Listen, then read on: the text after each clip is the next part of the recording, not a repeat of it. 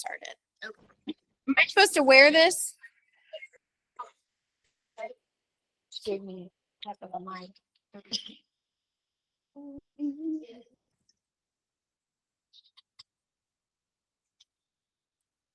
I don't know.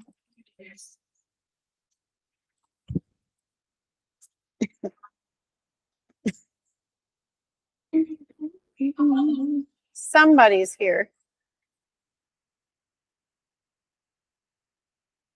Or are they leaving? Nope, they must be moving out. Okay. Yeah, we're ready. Okay, we're gonna get started. Hey, Bob, we need you guys up here. I'll grab your wife in a minute. Okay, so I have chairs for you guys up here. I haven't heard from Zach, so I don't. Zach? No, yeah, he's not coming. Oh, he's not coming. Okay. Okay, perfect. I put a chair up here for him, but I wasn't sure if he was or not. Okay. All right, we're gonna get started. So if everybody grab all the healthy treats you want, and then we're gonna get started, and I'm gonna let everybody introduce themselves. And then you guys just do your thing. Introduce yourselves. You're gonna lead this. We're not, okay? So you guys are leading. You are way too far away. Where's your wife? Are you coming up here? You're not? Okay. Yes. Bob. Mike. And so that way they could hear without all of the otherwise it echoes. Yeah, no problem. Absolutely. Okay. You guys introduce yourselves. So we're here. We're gonna like each other together. There we go. Hi. I'm Rae. I'm Bob. Book club is really important and precious to all of us. Talk is in people together. I just said, you need Mike. Do I really? Yes. I just gave it to Bob. Okay. I'm sorry. We're stuck. I just figured I was part of that. No, because the computer doesn't do that. All right. Okay. Everybody, who all do we have online? We have Alyssa. Alyssa. Hey, Alyssa. Hi. Okay, never mind. Alyssa is a local functional medicine practitioner who's amazing. That's on the site. Okay, hi, Alyssa. So we've all been reading the book together. Is there anybody here who hasn't read it? People told me they weren't reading it, so I wasn't sure. Yeah, besides Brian. Brian has not read it. I haven't read it. No. So, is there anybody new to book club? Joyce? Okay. Oh, we have some new people. Yay. Well, we wanted to, that's Jonathan. Anybody doesn't know Jonathan. But we are really passionate about book club and to bring subjects that everybody can relate to and how we can learn and grow together and also be inspiring, right? Because that's what our world needs. Right, Autumn? Yes. So anyway, I'm going to stop talking and we're going to give it over to the experts in this. I don't even like saying expert. To the people who have a lot of wisdom, right? Experience and wisdom in everything that we have been reading in the realm of underdosed. Okay.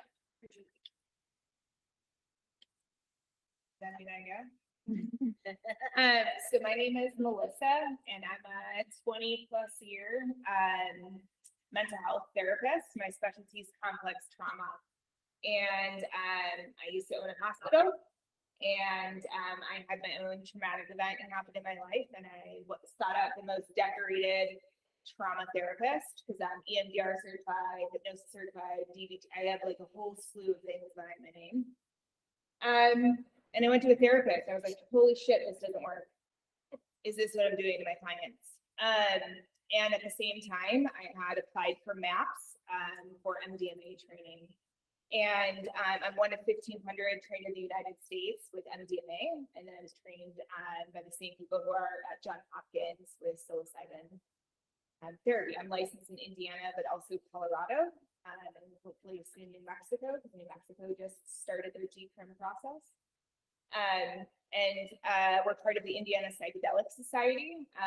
So if anyone is interested in an awesome group of others that are working on DCRM in Indiana, we would love to have you guys. We do monthly events. There is a group out here in Indy, one in Bloomington. We're working on one in Kokomo right now. And so I'm passionate about this topic in so many different ways. I also have a huge background in substance abuse and PHP and IOP. I worked in every, I guess, facet of mental health. And for me, this is about truly teaching awareness and consciousness. How awake and aware are you versus us just being in our bodies? And I didn't know that until I was 38, right? That I wasn't my mind. I was my heart. So, be here. Hello, I'm Rae. I am a intuitive somatic therapist. So I work hand in hand with Melissa, and as she is sitting with people, I help them feel safe in their body and help them move energy when it gets to be a little overwhelming, which it can a lot. That is my role. I'm Bob. I don't have really no qualifications other than I'm a certified drug addict. I work in the recovery field. I work on an outreach team. I run a social media page called Felonies to Recovery. I go around speaking in schools, bringing awareness about drug addiction, the consequences that come behind it. I've done 13 years in prison. I've been out of prison 5.5 years, and I've been sober 5.5 years. Today I have a family, I have a wife, a house, dog, all that stuff. I grew up in a very broken home where there was no food half the time, never knew where we was going to after school. I was gang affiliated for a long time, and I was a lost person looking for acceptance, and I found mine in drugs. It just so happened mine took me to prison for a very long time. But even that, I wouldn't change anything that I've been through in my life, because it has helped me today understand and be grateful for the things that I have. I mentor juveniles at Logansport Prison. I work at Allen County JCAP. I do a Wabash County JCAP. And my goal in life is to help anybody that struggles with addiction and mental health. It is a passion of mine. I do it 7 days a week. My wife a lot of time gets mad at me because I'm always on my phone, or I'm talking to somebody, or I'm doing something. But I feel like it's what I'm supposed to do, and I will do it until the Lord takes me home. And it's just something I really, truly love to do.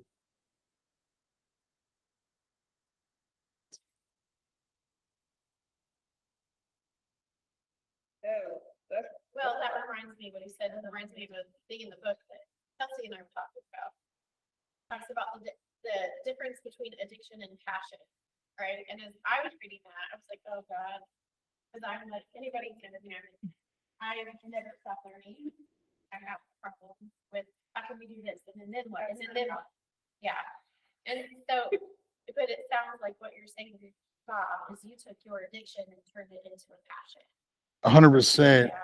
See, what I've learned since I stopped partaking in drugs, that drugs wasn't my problem, it was a solution.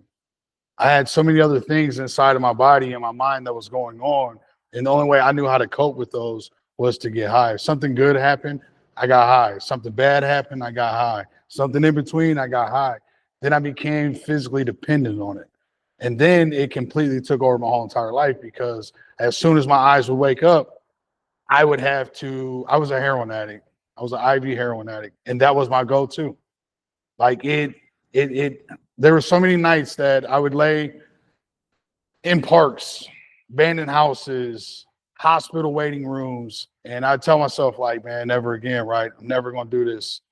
And as soon as I would sober up, the first thing I would do is chase it. Even if I knew, like, hey, if you go do this, you're probably going to go to jail or prison for a very long time. I didn't care.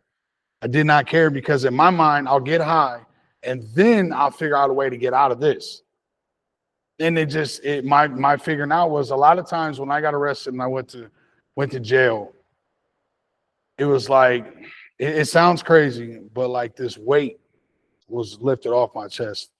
I knew, like, I was comfortable with it, because I knew, all right, I'm gonna have a bed to sleep in.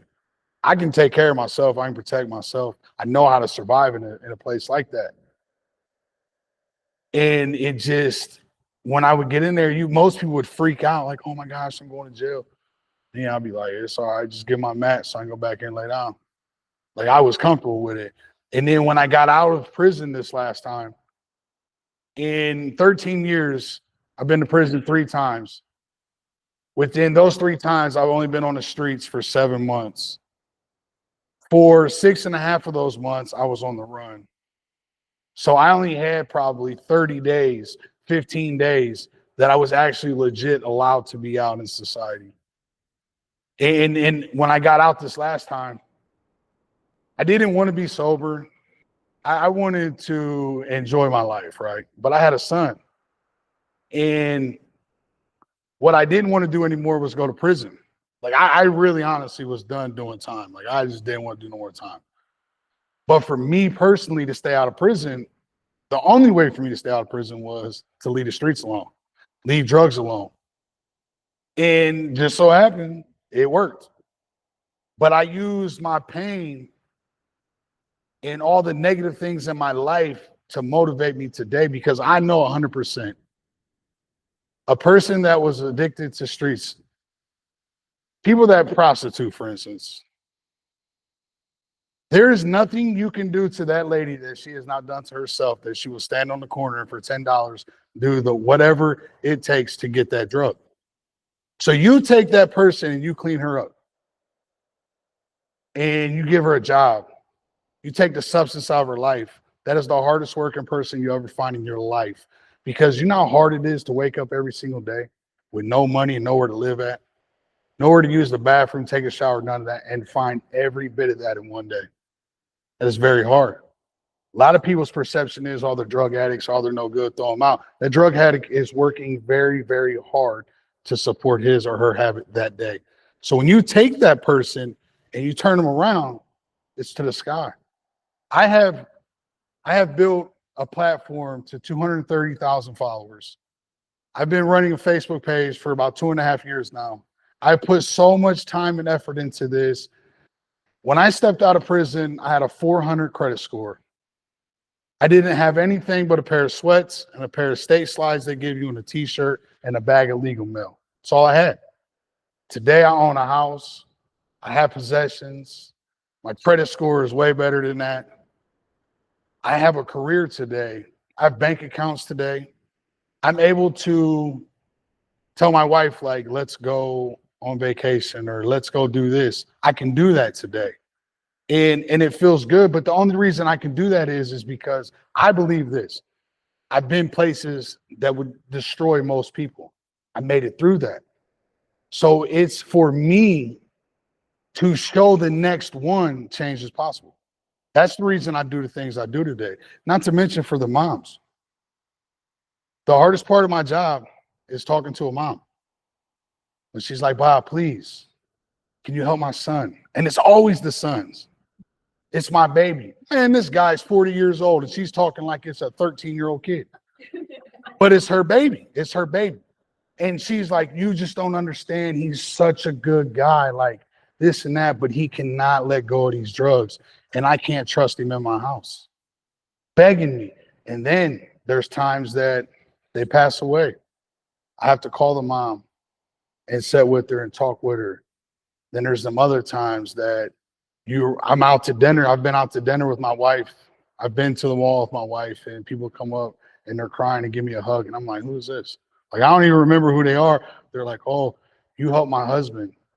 You helped my son. You helped my mom. Like, it's crazy. Or I've had people that I'll be out of state and they'll be wearing my shirts, Felonies to Recovery, and they'll just come up like, you understand, like, we watch your videos at our dinner time, at our table. You have helped our family so much. And that's the payoff for me, because I know in my heart what an addict can do. But I also know how strong addiction is. And addiction is in all forms, not just drugs and alcohol. And when something has got you a hold of that will make you choose to sleep into a park versus sleeping in a warm bed with your family, will make you walk out of your house and not care if you're going to get a divorce or get that. There's something there, man. There's something right. So really, truly, what's that person dealing with that is chasing that addiction so hard, that is trying to forget something in their life? Something bad happened and they don't know how to deal with it. But once we get them to where they can, I promise you, it's to the sky from there. That's the hardest working person you'll ever meet in your life.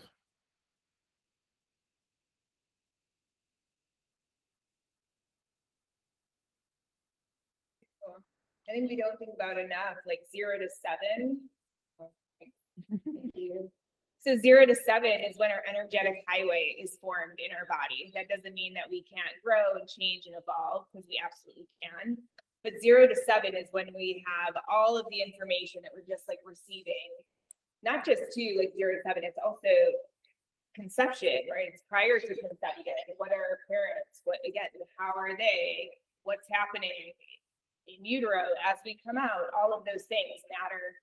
And this is about, for us, like a remembrance. There's truly, I don't diagnose people anymore. There's nothing wrong with anybody. It's that we've forgotten who we are.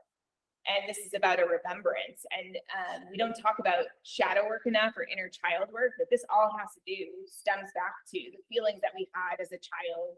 And so I've been thinking about coming here and talking this week, and I was like, oh, if we had like an integration fairy that was like born with us, or like a teacher's aide, and every time something happened in our life and it was like, oh, time out, like, hey, like, this is what just happened. Let me explain to you. This had nothing to do with you. This is someone else's big emotion. You're not here to absorb it. You're just here to observe. You know, this is just an experience. And every event that happened in your whole life, again, is integrated.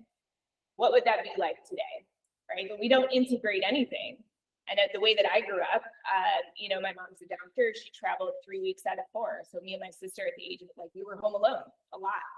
And so no one was talking to us about what to do or how to do things or any of that. We just assumed or learned or, again, you know, created in our minds our reality.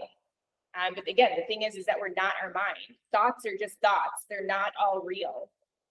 And so this is about learning the disconnect from our body. Our body has been in charge, and we've just been running on automatic default mode. We've been running on our, you know, we call it a visceral response: fight, flight, freeze, or fawn. Or a polyvagal nerve gets activated, and then we're just responding to trauma.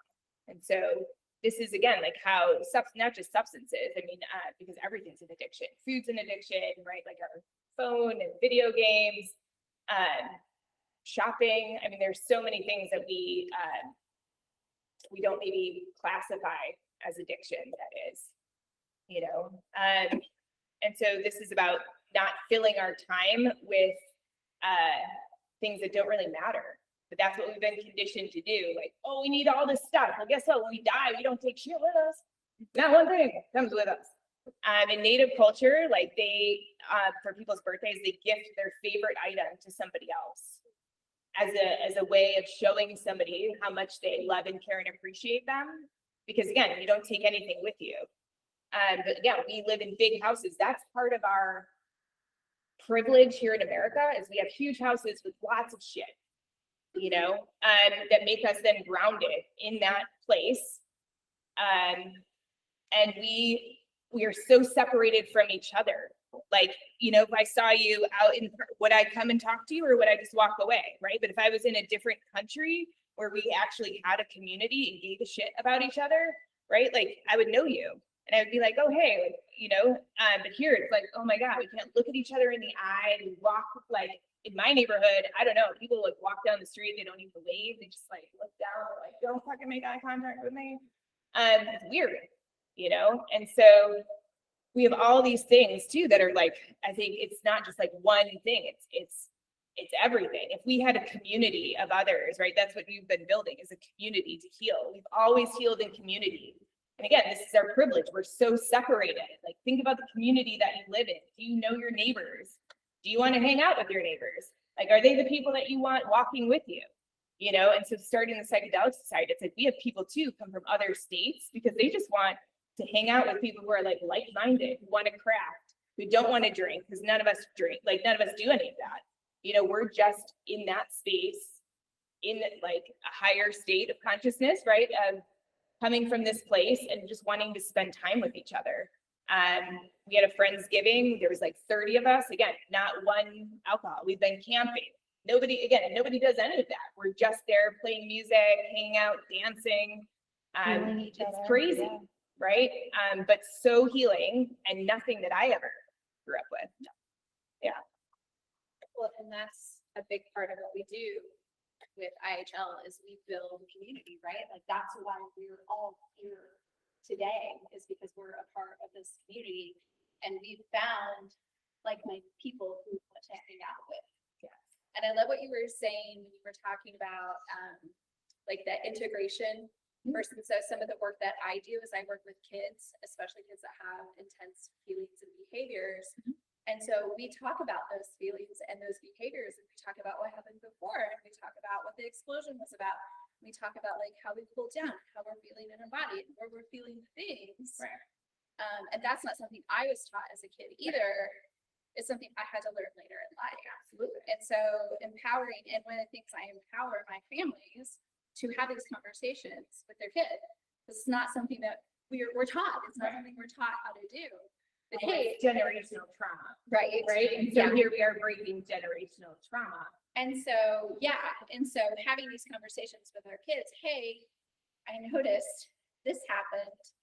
Let's talk about what went on and how we can circumvent and intervene. Alyssa outlines this kind of how you get people who did that. See, they're always in that sympathetic state.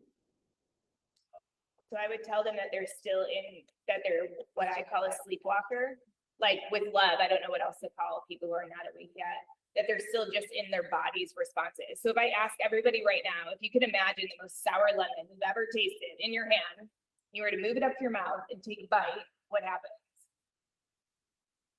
Nobody's doing it. Take your fucking lemon. Like, come on, guys. Many faces. You know, what happens, right?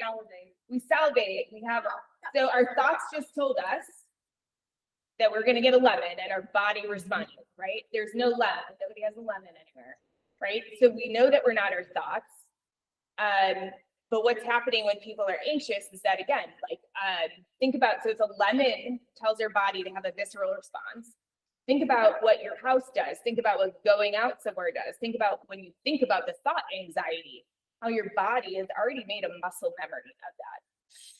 So this is about what I call like the unlearning of the things that we've learned because they're not true. But our body has been in charge. Again, my body was in charge. I was 38. I was sleepwalking, walking around, bumbling in my trauma. You know, and this is again about like the unlearning of the things that I was never taught because my parents weren't taught either, right? And so, and generationally, then it's passed down. Is EBT like dialectical behavior therapy? Yep. The process. So DBT, dialectical behavior therapy, is the process of like creating those thoughts. That's just don't react to it. So, yes and no. So I practiced DBT I was the first intensively trained DBT person here in like the Midwest. And I can't say that I use it now because for me as a trauma therapist, I was taught you have to keep talking about the trauma. This type of therapy is so different where it's like, this is about building new neural pathways. I can sit and talk to you about the trauma, but what that's going to do is that's like actually going to reinforce negative neural pathways. And this is about, again, how we grow, how we change, how we evolve. And we don't have to sit in our shit to, because I cuss a lot. We don't have to sit in it to be able to move through it. And so we can talk about it if you want, but that isn't necessarily what's needed. And that doesn't mean that we don't ever go back there. It's how we decide to go back there. And so as much as I appreciated DBT, when I was working with a different type of population, I probably used some of the tools, but I don't know if I use all of it. Just like EMDR, I'm EMDR certified, eye movement, desensitization, reprocessing, going back to core memory, doing bilateral stimulation, all sorts of stuff. Yeah. And I will tell you, they're just tools in the toolbox, you know. And again, I don't think everyone needs to do psychedelics or anything like that. It's a tool in the toolbox. it is absolutely not needed for healing. This is about awareness. How aware are we about our use, about the way that we're thinking, the way that we're feeling, the way that we're interacting, what version of ourself are we in, right? And so there's a lot around that to just be able to unpack.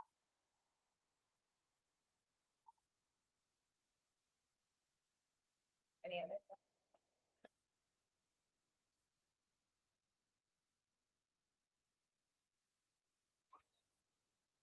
Makes me think a lot of that makes me think of our relationship with and these walkers that describe it as versus like actually doing yourself, hurt yourself. You teach kids the same thing, and to observe ourselves. Do you have any recommendations from yourself? Like what helps you find? Do you find? Absolutely.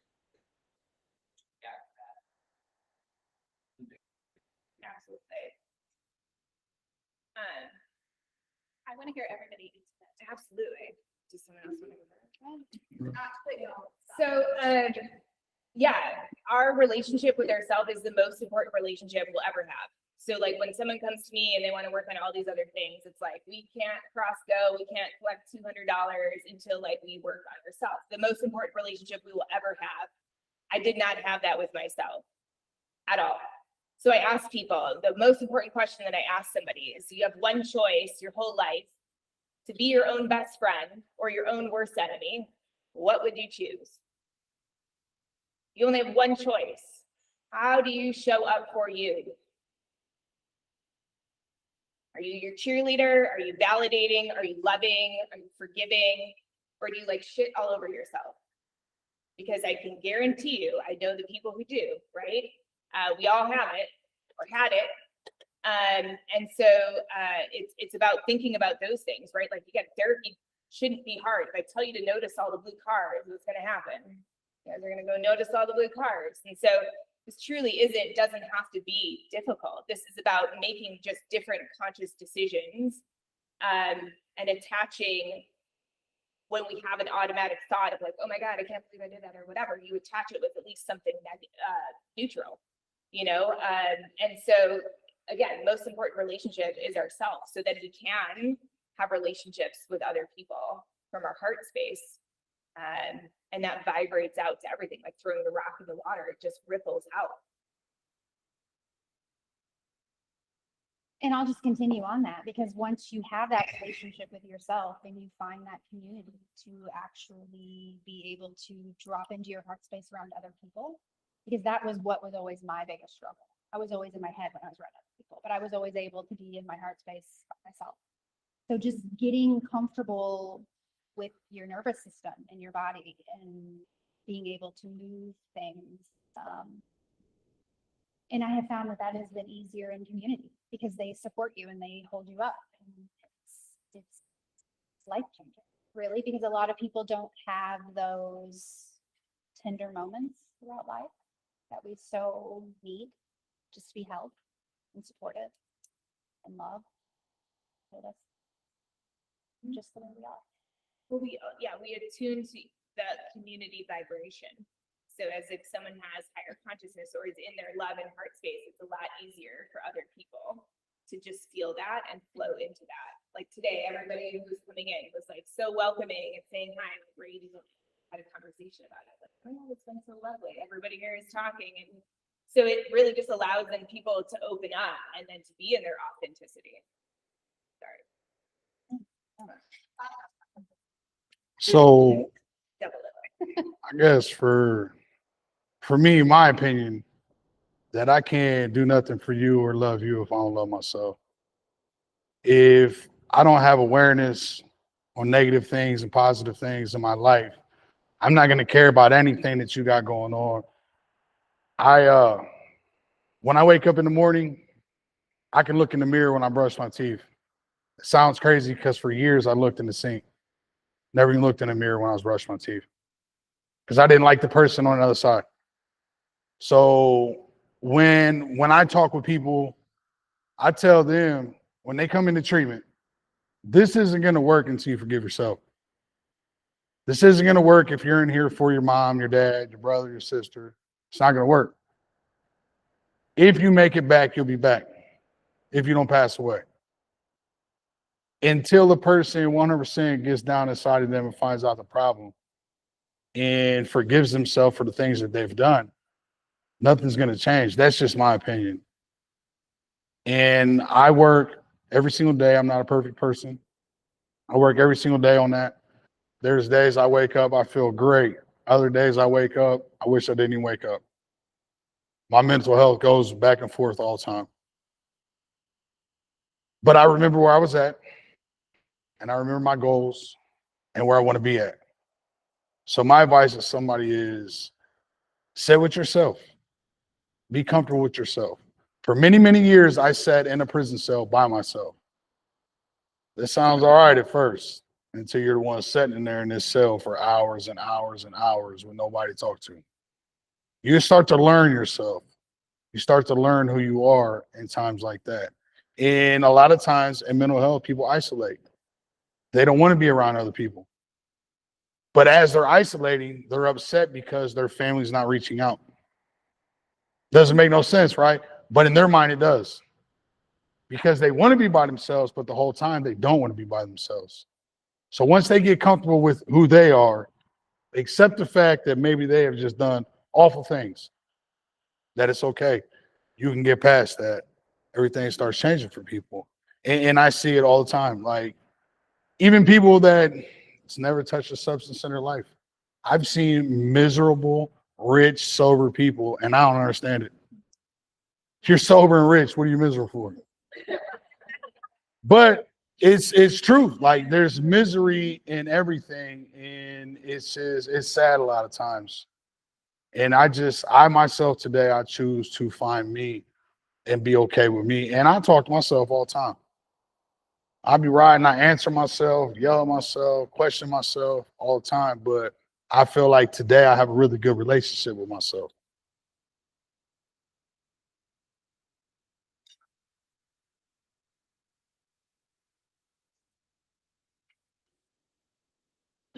I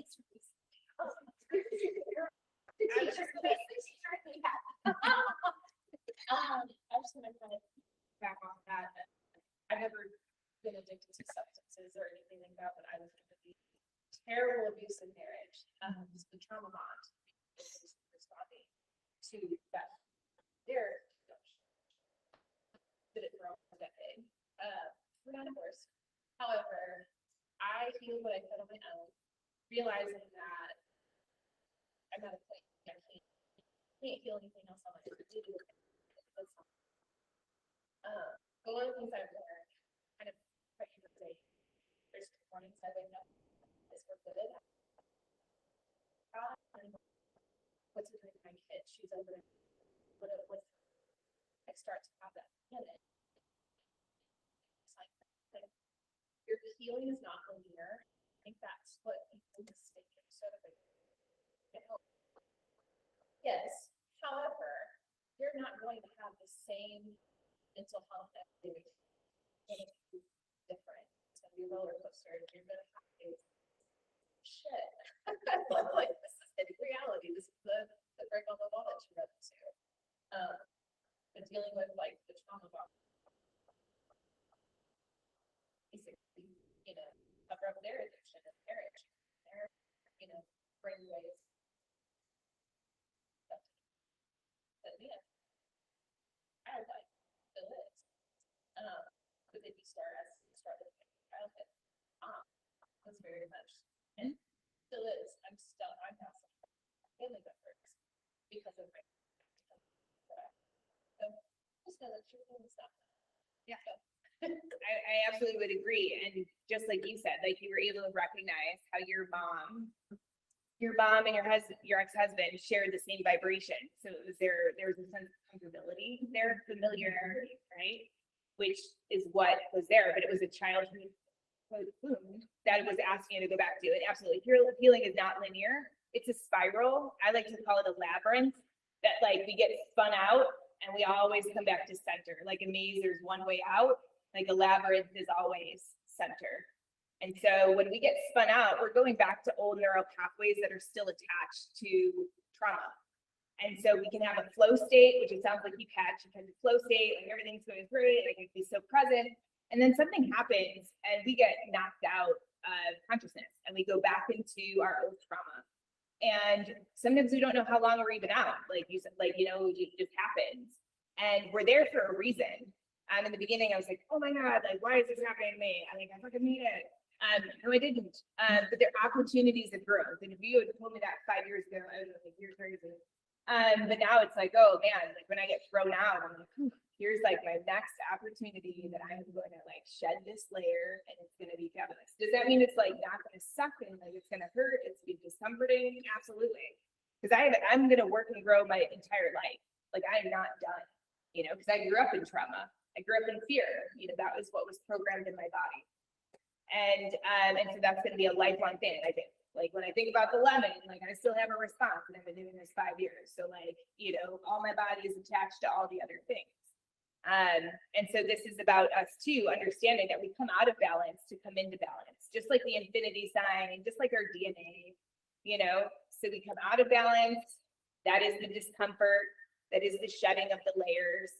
That is like, us working through our veil, whatever you want to call it, or shadow work. And then we come into balance and we catch the flow state. We're there for a while. We're leveling up. We're gaining that momentum. We're feeling good. We're grounding in that, hopefully. And then we get knocked out again. And it's taking us back. So if you think about EMDR, like that movie Inside Out, like every emotion is attached to every emotion until it shouldn't be, but it is right now.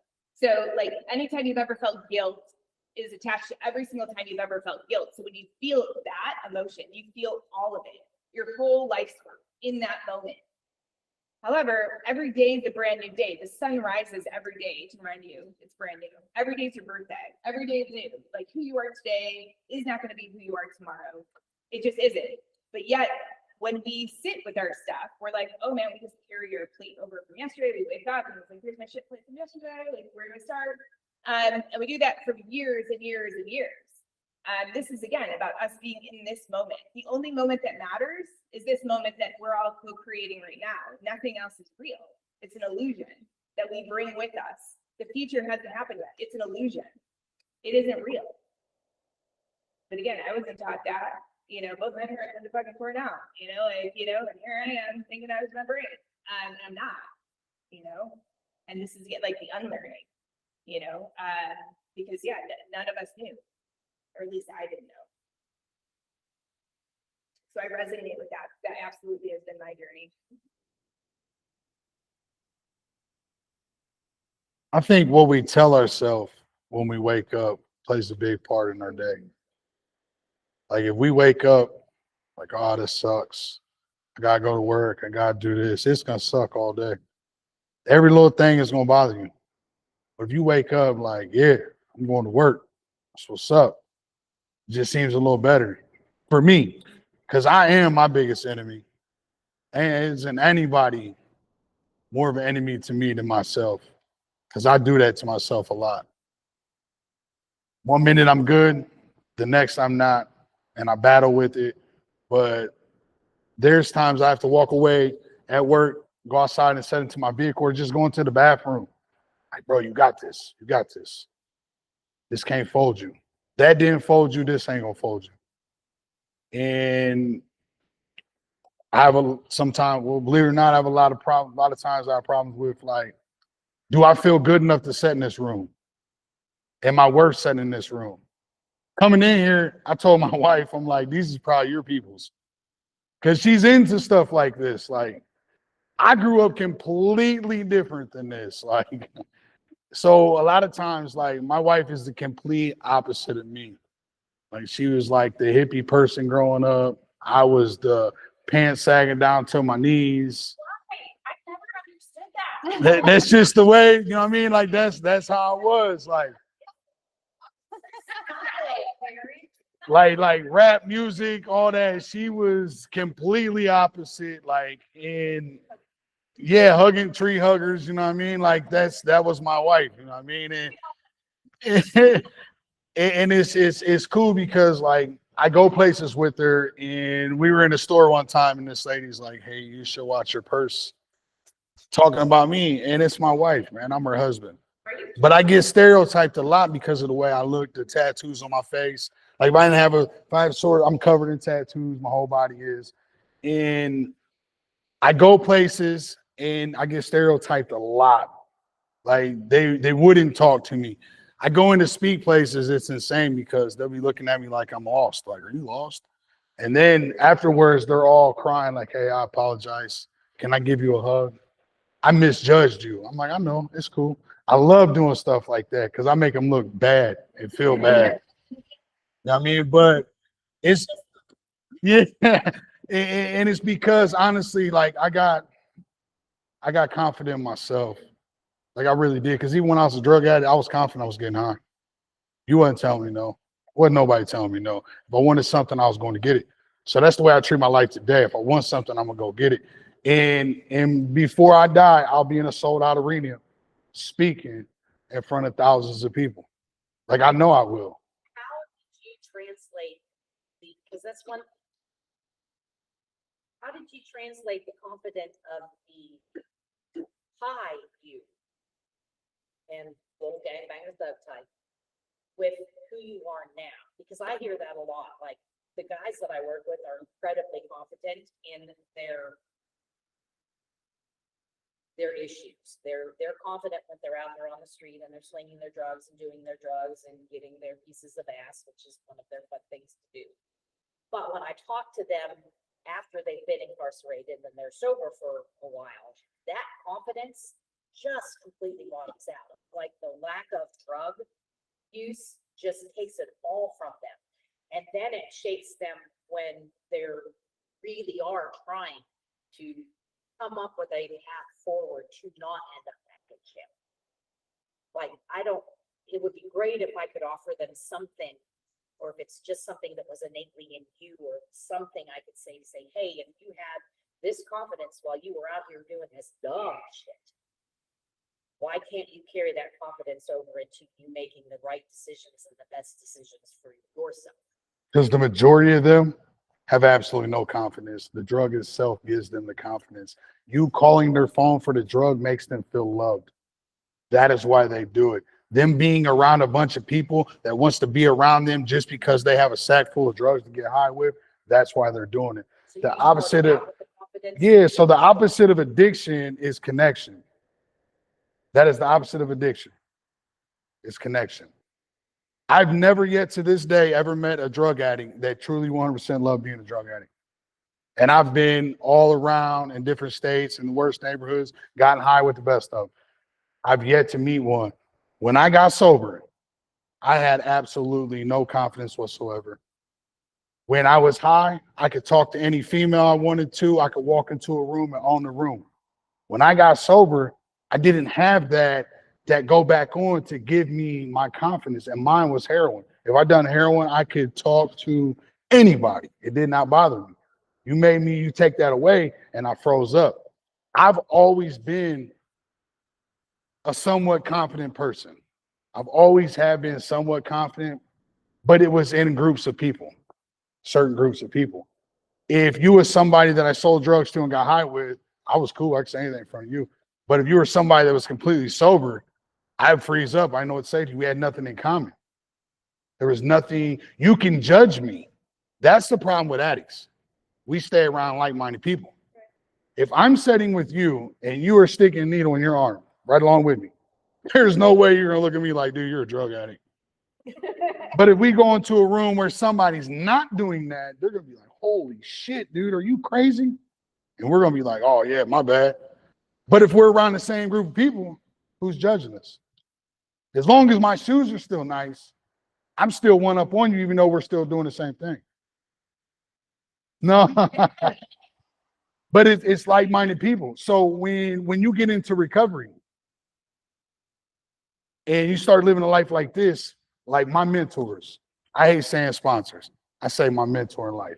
My mentors that I have are business owners, people that invest in stock, people that go to family vacations with their family, somebody that works extremely hard. and works a lot of hours. Those are the people that I look up to. I don't want to be the smartest person in the room. And if I am, we're all in trouble. But I don't want that. So my mentors is somebody that's got something that I want. I see people and I say, okay, I can do that. And it helps me. And I call people, hey man, this is going on. This is a bad day. Or people call me like, wow, I'm always a very uppity, talky person. I'm a people person. I can talk to absolutely anybody. But when I'm not like that, it's when I'm in my own mind. And they'll call me like, Bob, what's going on, bro? You all right? I'll be like, yeah. They'll be like, nah, man, what's going on for real, dude? You all right today? And it reminds me like, oh yeah, maybe something ain't right. But every single day that I wake up and don't put a substance in my body, and I make it through the worst day ever. I buried my mom, hardest day of my life. I did it sober. She died in my arms. I never to this day ever experienced anything as gut wrenching as that ever. And I've buried 3 siblings. My mom, I have, oh man, it's crazy the things I've been through in the 43 years that I've been alive. I made it through it sober. So in my mind now, if my mama couldn't break me dying, what can break me? And I hold on to that. And every single day that I do that, it does build my confidence. But I also know in my mind that if I go play around at this playground, I'm gonna be playing on them toys.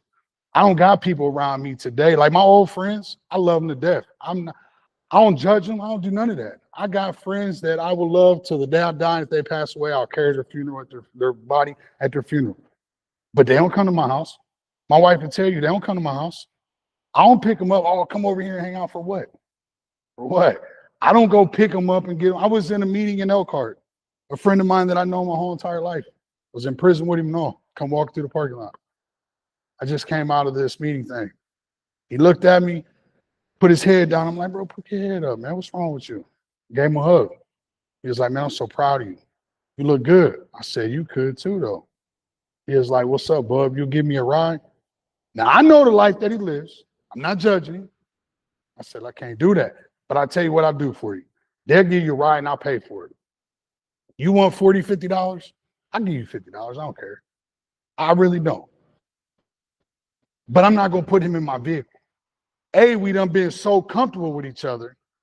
He knows 100% that if you pulled out some drugs, I'm not going to be like, hey, he's got drugs in my car. But I'm not confident enough to know that if me and him is riding together and he pulls out them drugs, the next thing you know, we ain't about to get high together. And see, what I just did was I shit on my house, my job, all the people that is in my life today, and ultimately my son and my grandson, because I got the best relationship I could ever have with my son today. I watched him grow up through pictures, but now we're in it like we talk to each other. Sometimes I don't even answer the phone when he calls because he'll call so much.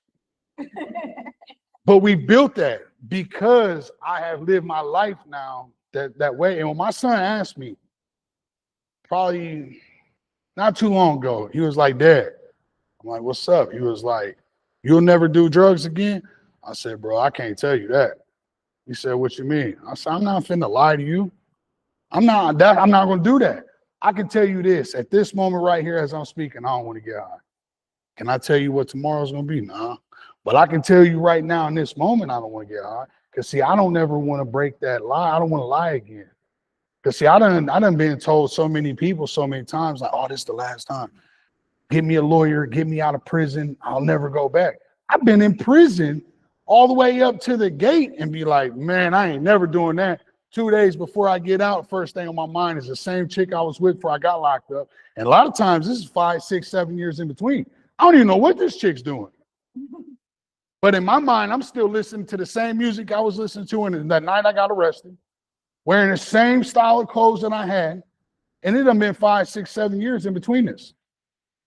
And now my mind is chasing, like, this is what I got to do when I get out. I got to get back to this. I got to get to this. Because, see, we need all this stuff right now. Got to have a house, got to have a car, got to have this, got to have that. But nobody wants to put the work in to get it. That's something that I think a lot of guys, they think that they can get out and that things should come just boom, boom, boom. but they have no foundation. I have kids who have not been out of jail their entire adult lives for more than 4 to 6 months at a time. They don't have any idea who they are as a human being. Like we wouldn't build a house on quicksand. And then they get frustrated and they think, well, none of this is worth it because I couldn't do it in the 3 months that I feel like I should have done it. And getting them, or they'll go to meetings and they'll start out doing really well and they'll go, oh, well, I'm good. I've got a couple months Friday. I don't need to do this anymore. I got this. And then, hey, welcome back to Floyd County Jail. I tell people this all the time. They be like, wow, how'd you get to 5.5 years? Shit, 24 hours a day, 1 day at a time. Now, I was an addict, a menace for years. I've only been living this life for 5.5 years. I'm learning every single day. There's times that the old me comes back at red lights with people, or I'm a respect type person. I hate when you see somebody cut an older person off when they're walking in the door. Open the door for them, man. That's just me. I hate that type of stuff. But I catch myself sometimes like wanting to say something like, man, what's wrong with you, bro? That's an older person, you know what I mean? Like, but instead, I got to remember, like, I can't do that. I'll end up back in prison. Why? I know, but I know. Right, a spade is a spade, you know what I mean? I know, but it's It's a lot easier for somebody who looks like you though, Karen. I know, than I call was just somebody saying, out being an perception asshole from when you talk about just like what he was talking about, just his appearance. Because that is something that, I try not to let that happen, but it is still something that, think of the movie Crash. Have you seen that movie Crash? Is it intense? It isn't intense, but it is, there's a lot of perception stuff. It's a very good movie. But it is the unfortunate fact, right or wrong. We look at people and we judge them, I know people who would look at these two girls and they'd look at these two girls and go, oh, Jesus Christ. I just want to go hang out with them. And think that they were psycho. They look at him and they think, boy, he does look like he just got out of jail, or, he's definitely got some issues. Which is ridiculous. They probably look at me and go, what the fuck's wrong with her? Can't she figure out how to dress? I think it's, I'm kidding. You're good.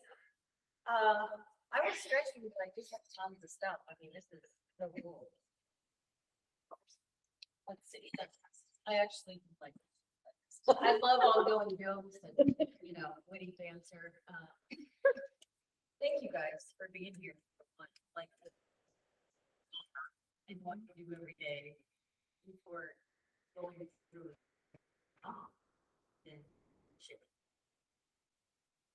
I believe I had to cultivate this quick to get through my journey, but I believe that it's been a put us here. Mhm. And you're strong enough. Wasn't a damn thing to stop. So I think the kids, in my experience, I think the kids having the lack of foundation. There's so many factors there.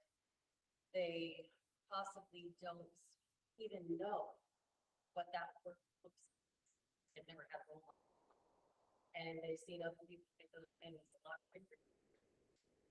Plus, you don't really know what it is. Feel it when you do it yourself. Shown them the way.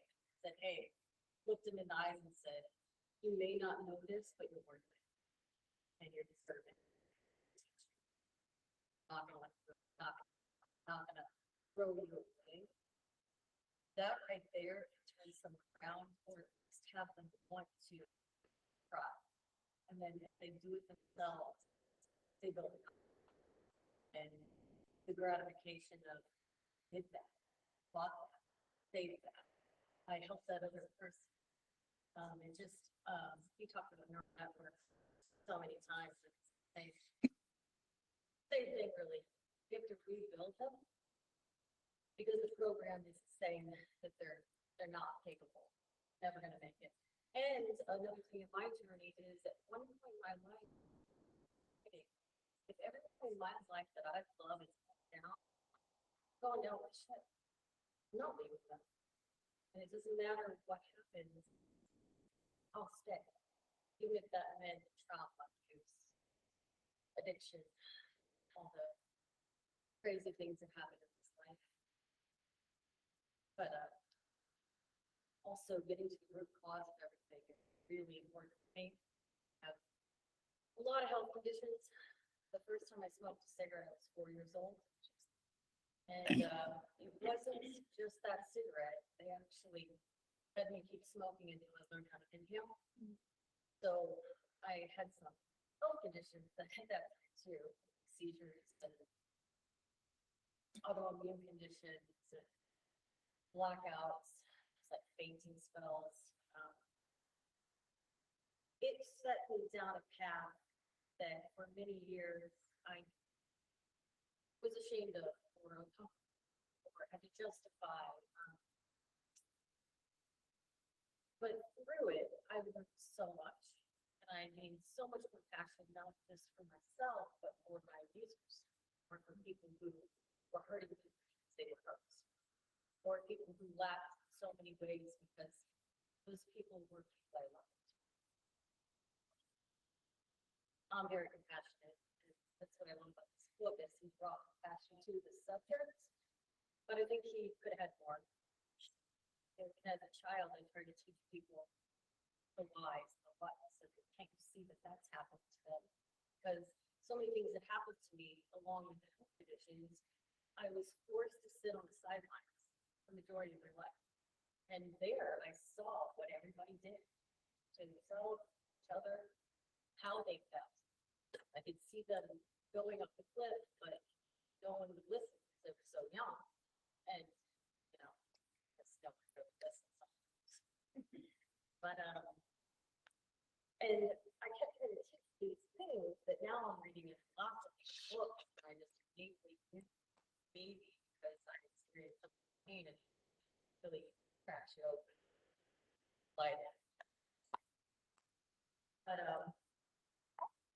all of this experience is bringing confirmation, purpose together, allowing us to finally bring love to a subject, place of pain that society has told us seems to be bullshit. I got comfortable with it, stay with it. Yeah, I call bullshit. I have at that age as well, 4 years old, I lost most color of my skin, vitiligo. So I had adults asking me like what was wrong. Or these were adults, let alone the children. You can imagine they didn't play with me or touch me or what is that? 1984, nothing. You know, other auto praying. So I got to see the ugliness of this touching them. But luckily I was a little hellraiser myself. Like I had a spirit. That was of justice. I knew it was wrong. Sometimes I called it out. But throughout the entire history of it, I learned that always have to look and that you can get swept away in all the other crap, but it's only the root cause. And you know, when I would look in the mirror, I realized I was looking past myself my entire life. Because at some point I decided I had to be here, I had to show up, I had to continue. But I didn't want to. I didn't like it. And I knew what was said and done to me was not right, but it seeps in throughout the years and affects your confidence, your psyche. And so I've been in both worlds. You know, I dabbled with substances and alcohol and had a long history of alcohol abuse, deal with pain at times due to health issues, and deal with, you know, trauma. It's some points in your journey you're just like, fuck it. You know, everyone's doing it. And I'm tired, so let's drink that one. You know, again and again and again. Until I woke up one day.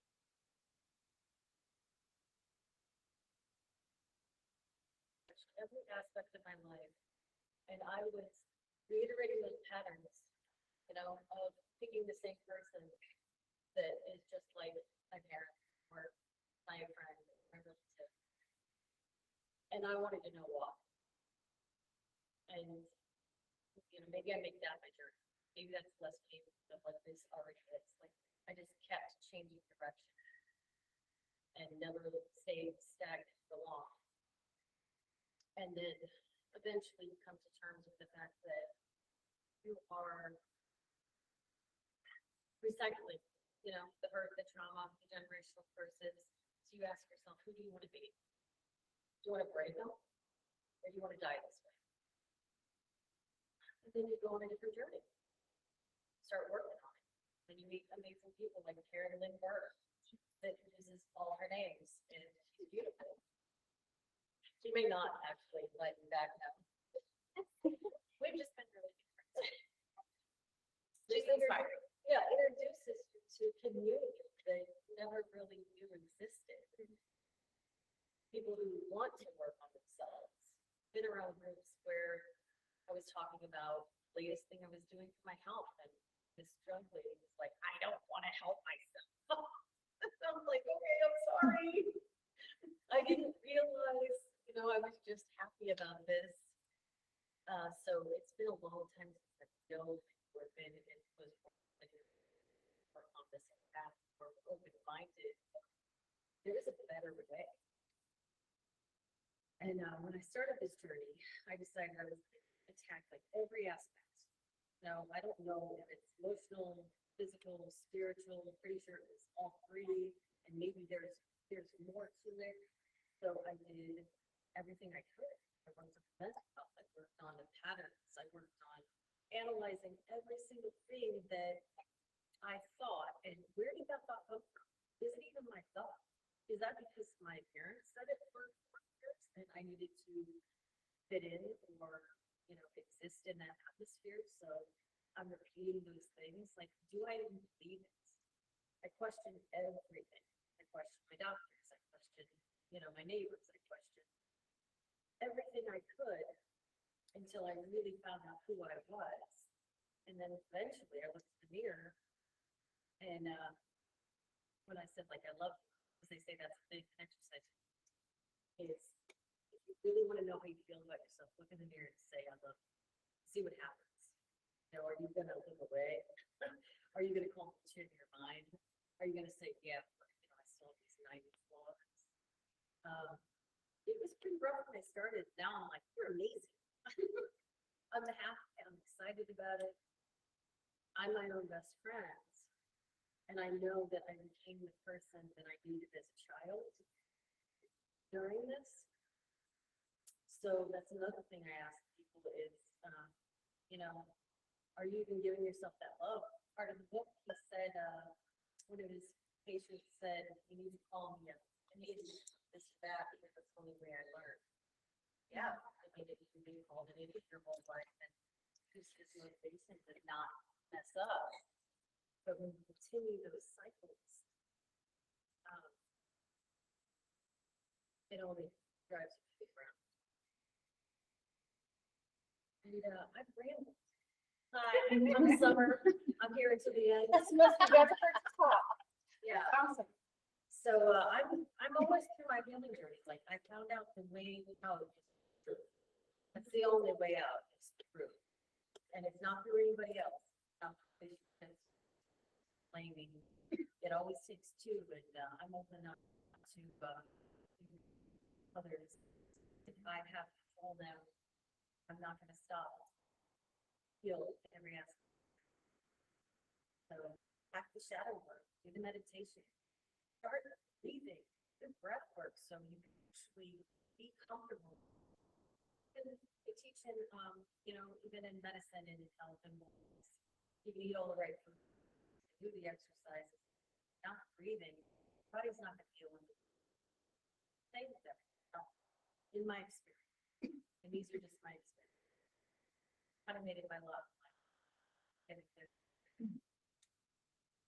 Got it. Well, and intention goes into that too, because Juan was saying, or physical intention into what you're eating in addition to breathing. Yep. And so I teach yoga, meditation, and breath.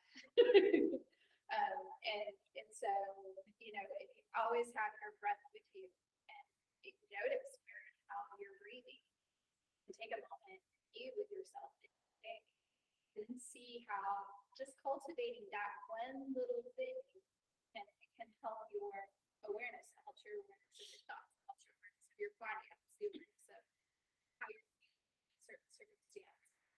To not ignore those feelings of whatever they happen to be, but to accept it and to recognize it, to learn.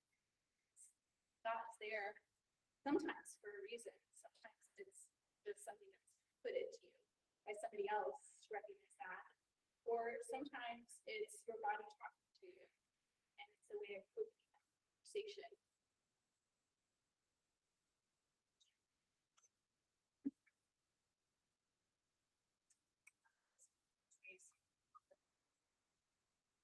Yeah. Robert and I've known each other since we were younger. But the confidence really is positive affirmations and a true believer of what goes into your mouth is basically what you're feeding your body. So if you speak positive things to yourself daily,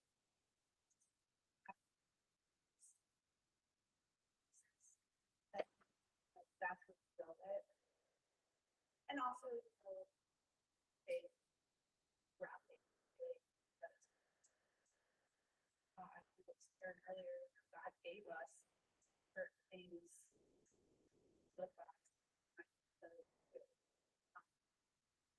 He's really hard on himself, and so I have to kind of think him in mornings, especially because we'll wake up from say those things. The first thing we say should always be positive because that's how you start your day. He's learning, but it does get a little difficult. But you're perfect. It is really opposite. Like you said. So it's very rarely something. If I want to buy some, I'm like, you don't like that, right? She'll be like, no. I'm like, all right, I'll get it. Like tissue, I hate shoes. They're ugly. You walk inside you do good. It is definitely stuff. Well, like, if you walk into our house, you'll see the shoe wardrobe, like, two walkers in the entire back wall of our house. And the ugliest Jordans in every walker, and I hate so I didn't know that this was a thing, and all of a sudden, that was whatever numbered, you know, much better edition. Yeah. Yeah. Stay positive. Stay positive, man. It's fun, but yeah, again, you know, like with your positivity, you fun laughter, like that's the best thing, right? Because if you're not laughing, what are you doing? And we argue a lot, but it's all in good fun, and he's not but the instant gratification, like, that is still 100%, but that's all that he has. I have that. Without the addiction. Are in your street game. Like, this is adult life, slow down. But it is a thing where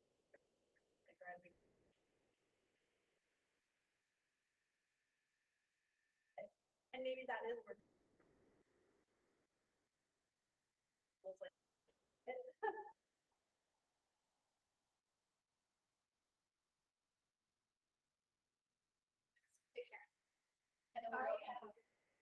so, and I was talking to both of you about this kind of the other day. My friend, Autumn, I want you to introduce yourself to everybody. What you do and all think you've been so quiet, we can't have that. But, so as a more holistic health practitioner of over 20 years, I don't have a lot of patience for people. To me, it's like black and white, right? If you're doing this to hurt yourself and you're upset about it, then why don't you do it, right? Because I'm gonna get to coffee, guys, like seriously.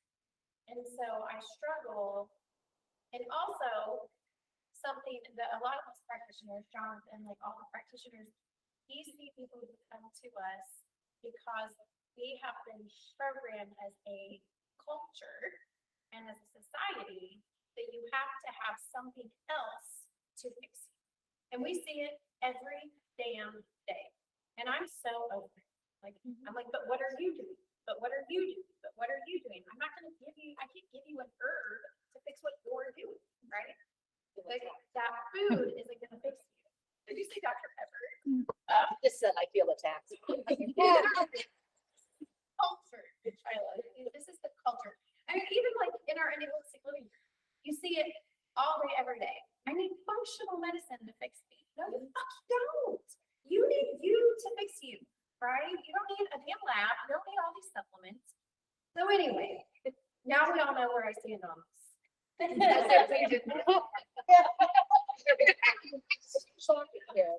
know, it's just frustrating. So for someone like Bob, and I have other friends, Autumn has an amazing story. I have friends here with us today who have battled addiction, or family members who have battled like some pretty serious addictions. When I learned about the iboga plant through clinical herbalism, I think the first person I sent it to was Jonathan. And I was like, I'm learning about this plant. This is really cool. Because where I resonated with that, and then Autumn was like, Karen, you have to watch this documentary. So I was like, Brian, we have to watch this because my new friend Autumn just told me we have to watch this. And then I sent it to my brother, because this is my brother, my little brother. He's very quiet. We're very different that way. But he has a beautiful story too, which I don't know if he'll share or not. And so but he and I have always been interested in how what can you do to reshape your thoughts, right? What can you do to change those neural pathways?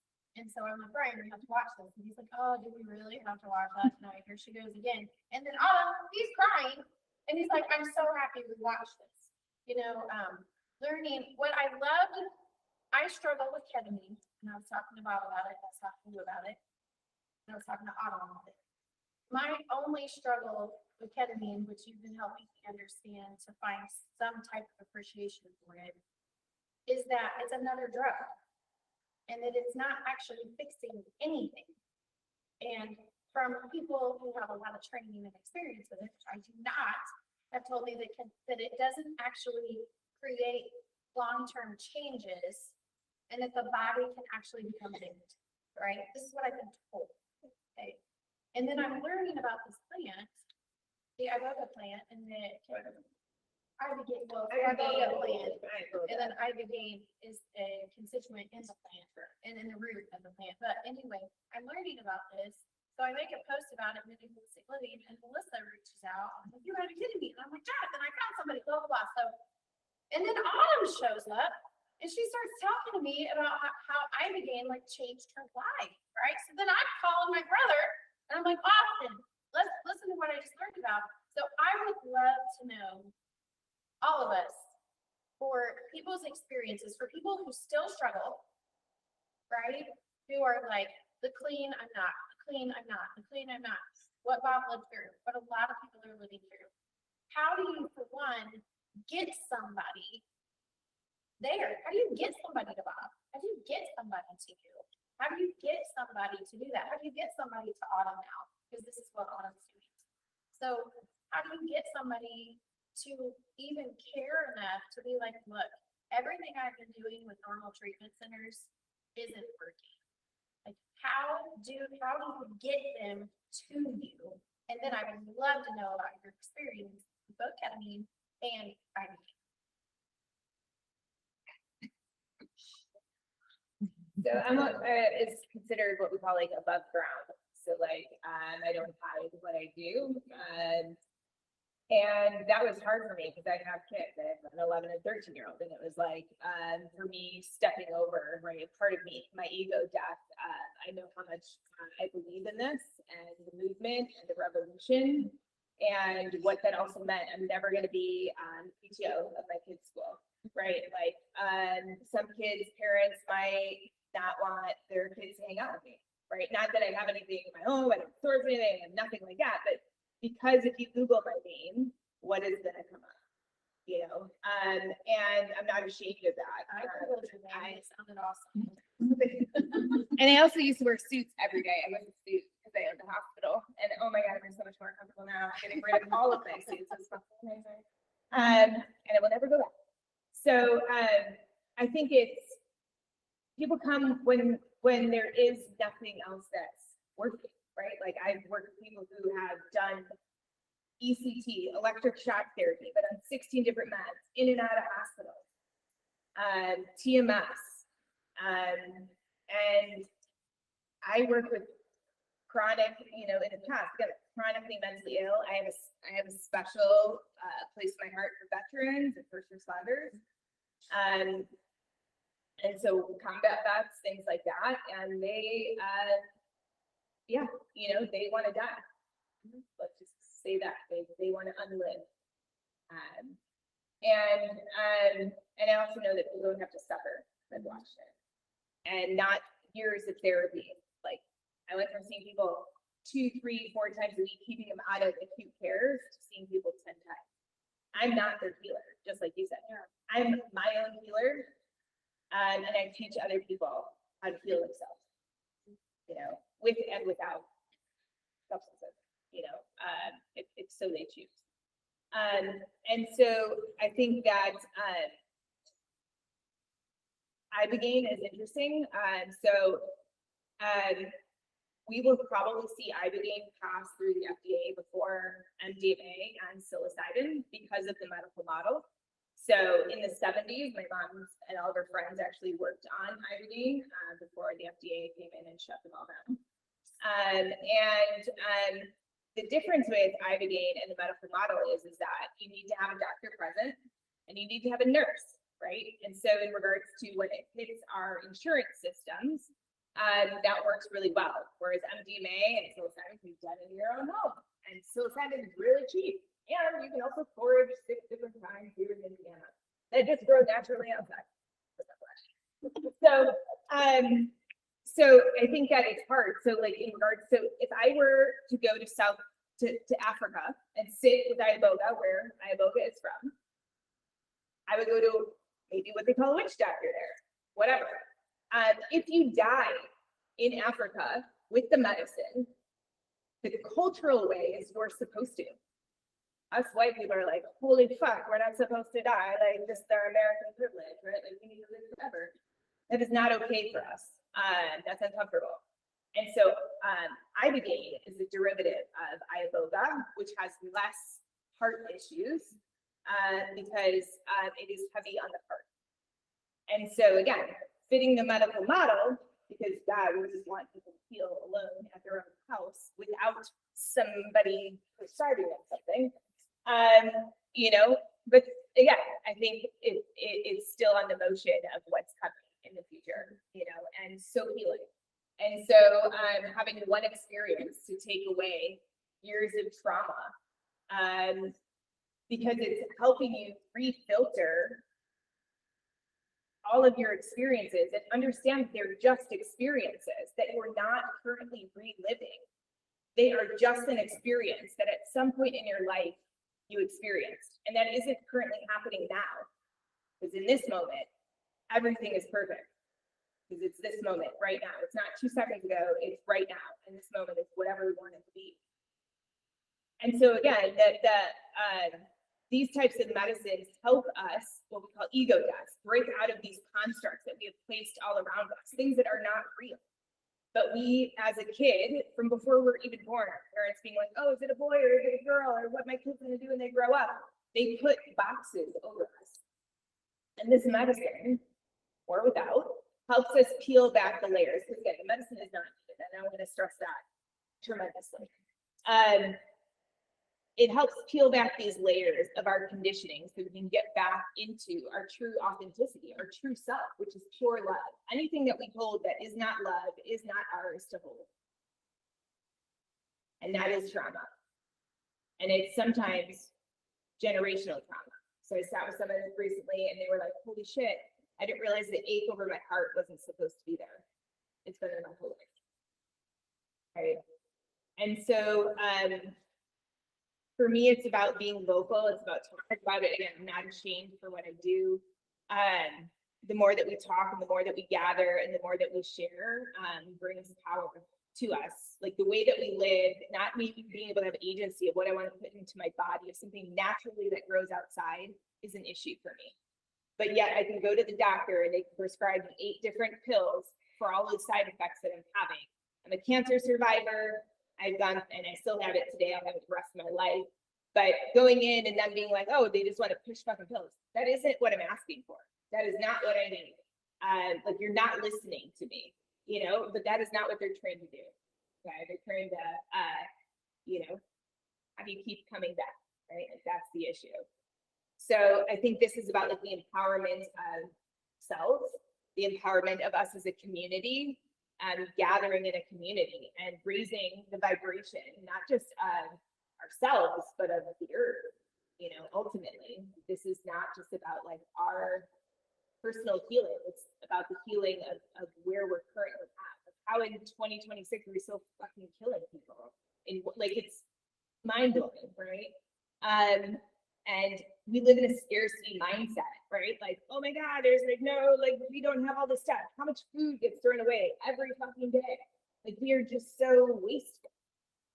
But yet again, you're in that mindset of like, oh, if I give you this, I'm not going to have enough for me. And that's how we've been raised. And so this is again, like peeling back those layers of conditioning that aren't really real. Just believe that they are. I don't know if that really answers your question. It's complex, like it's easy to do. Yeah. There's so much to it. It's multifaceted like everything else, so. Making us think about. So where I work at, we have a ketamine thing. We do ketamine there. When I first heard it, I was like, y'all's out your ever living mind. You're going to bring ketamine into a drug rehab. I've done ketamine on the street, so I know you can get high off of it. Me, myself, I would never do it. I've had the opportunity to do it myself at my work since I worked there. I never want to experience another high again ever. So me, I would never do it. The Ibogaine, we work with a guy, his name is Warren Gumble. You know who Warren is? I've heard about it. So I work with Warren a lot. And Warren is very, very big on ketamine and Ibogaine. So the basketball player, Lamar Odom, he was with Lamar Odom. They did a documentary on him. And Lamar did the Ibogaine and he done the ketamine. And it like videoed from step 1. So like with the Ibogaine, from what I took, like you go into a sleep, like a dream type thing, but you literally have a doctor and a nurse right there. You never come like you can't just go there today and then tomorrow do it. Like they said, you have to go like get your body ready, like eating wise. You have to do a lot of stuff. I've heard a lot of things good about that. I just myself, the ketamine, it doesn't fix a life end goal. And I promise you, being in the facility that I work in, I have seen patients that has came into our facility and done the ketamine treatment. Well, when they come in to do their booster ketamine, they failed a drug test. So they couldn't take it. But that is the very first thing they want when they come back. That is their number one argument. I want the ketamine or I'm not staying. So for me, my personal opinion, you don't have to do it.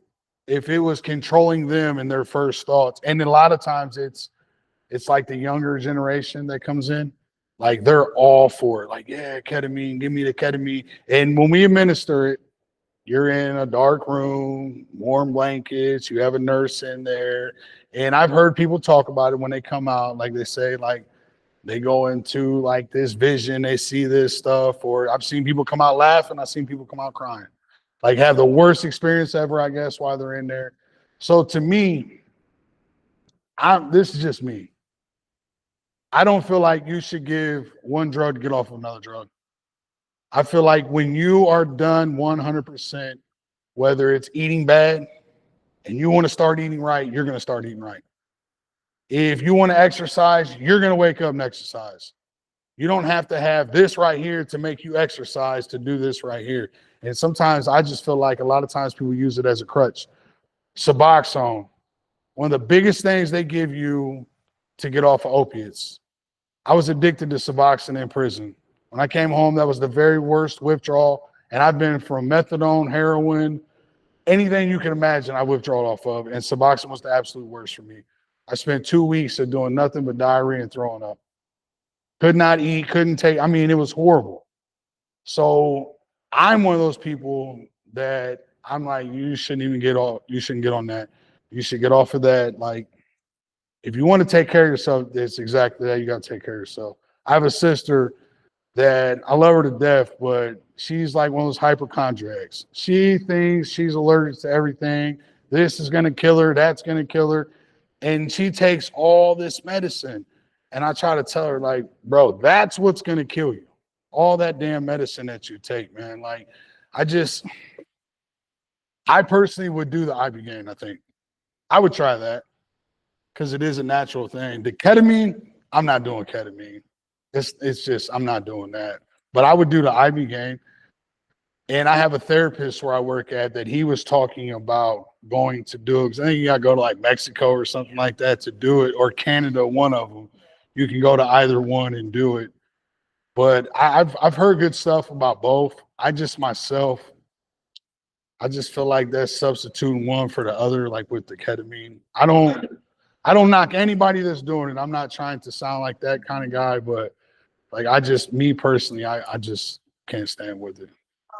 I would agree with the ketamine too. So like ketamine is not actually a psychedelic. It's used for surgery, and so it actually, doesn't do the same. You basically have 48 hours in integration. So it just disrupts your neural pathways. It's not producing any new ones. It's not creating new synapses. It's just disrupting them. And so if you don't have certain therapies in place, or your home system isn't how it should be, you shouldn't truly probably be getting ketamine. So like it can actually make things worse. Like you think about someone in a domestic violence situation who's receiving ketamine and then going home and being re-traumatized, it actually reinforces the negative neural pathways. I don't sit with everyone or certain things. You got to have certain things in place. If we're going to open you up, what do you want to fill yourself with? We're getting rid of trauma. We're not creating more space for more trauma. We're creating more space for love.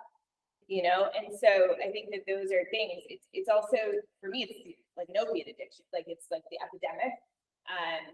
I too, did a bunch of ketamine when I was a kid. So like 10 years ago, I started working with ketamine. I'm like, oh, when it goes, like, is it the same shit that I did when I was a child? And I couldn't believe how fucked up I got a doctor on this. That was okay. I mean, I got so fucked up. And I was like, holy shit. It was weird as fuck.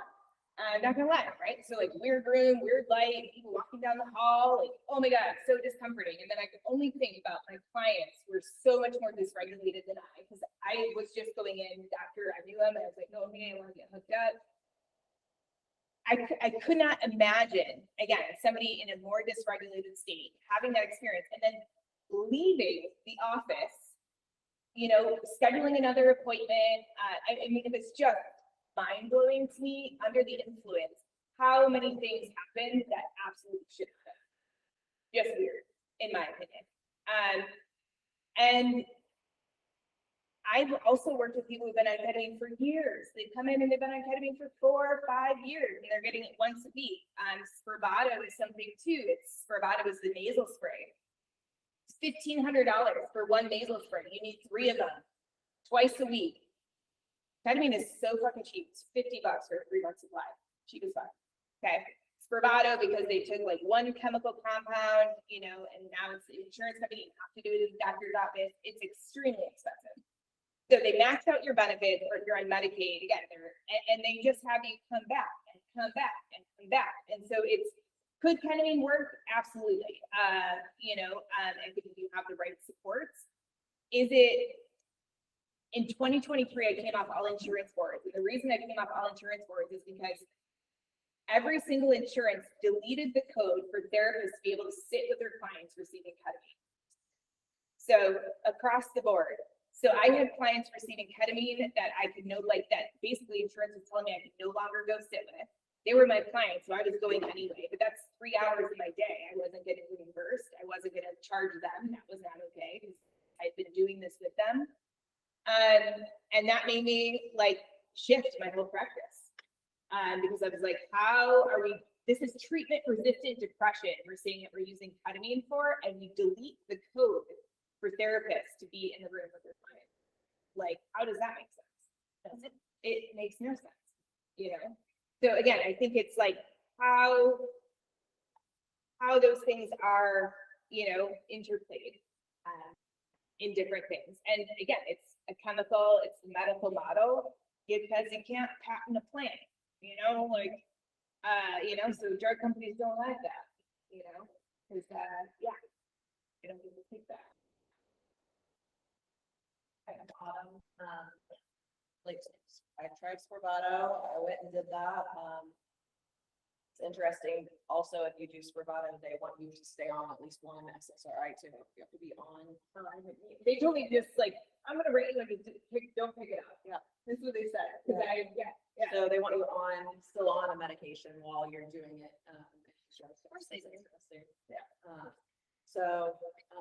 I started using drugs at 13, was addicted to methamphetamine by the time I was 15, went to treatment my first time at 19.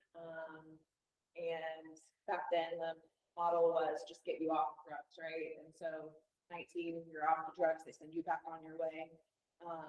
And just went through a cycle of, I'm off the drugs, I'm supposed to feel better, but why am I not feeling better? Why are things not getting better? And so, you go stay sober, clean for a couple of years, then just go right back into it. My second treatment center, it was, okay, get off the drugs and then we'll stick you on some antidepressants. Okay, I'm gonna feel better now, but again, 2-3 years, still not better. Why is this not working? And just that cycle. And about 6 years ago, I went to treatment for the last time, hopefully. I on medications again. They also start as a trauma-informed center, so I started addressing some of those layers of trauma. But when I started addressing those layers, that's when I can relate to what you're saying about the confidence. I always had that confidence. I was on meth or cocaine, and that was always inside. I always felt confident, but once you took that away, that confidence was gone. And I started addressing that confidence, my anxiety was through the roof. I felt like I could barely even leave my house. And I just knew the medications were not, I just knew there had to be a better way. I was like, I'm feeling worse, actually sober and clean, but on these medications than I am not. And I have a 15-year-old special needs, he's nonverbal. So that there was a lot of medical trauma included in those early years, and my body was just on fire. I couldn't sit with myself. And so I had to get comfortable with being uncomfortable. And even coming here, you're so quiet. This is all new to me. Coming and doing this and being around people is new. It was about 2 years ago. I said, I just have to get off all these medications to see what my baseline is. And so I did the ketamine, and kind of my experience was the same what you're speaking about. I would feel better for a little bit, but then I would go back to feeling like my brain was on fire, my body was on fire. I couldn't sit with myself. I couldn't be in public. And I heard about Ibogaine.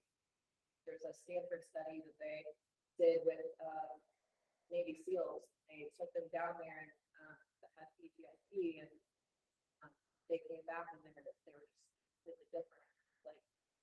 Maybe that's something that could work for me. So March, I went down there and did it, and on Mexico.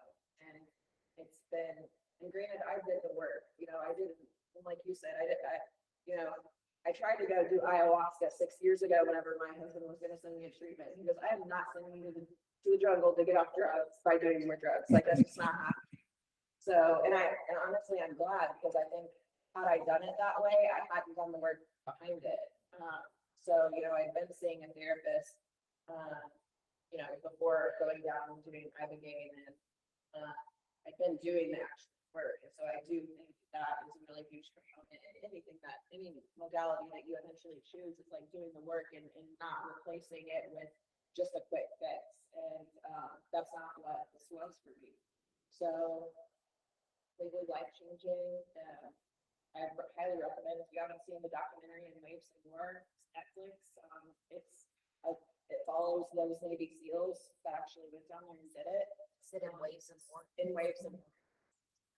So, but yeah, it basically felt like a defragging of my brain. That's how they explained it. And it was not, it wasn't a high. It was not a pleasant experience. I wouldn't want to go back there and do that. It's literally 20 hours of sitting with yourself. And it was very uncomfortable, but like, so it was really worth it. So after I got back, it was something I knew that I wanted to continue working with. So I got certified as a psychedelic integration coach.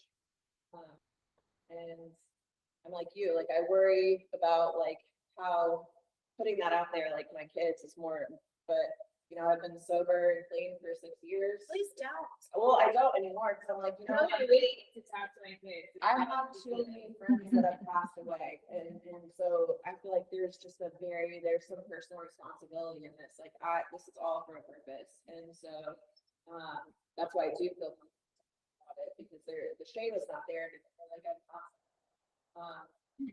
So I think we have to start being loud about these things, because we should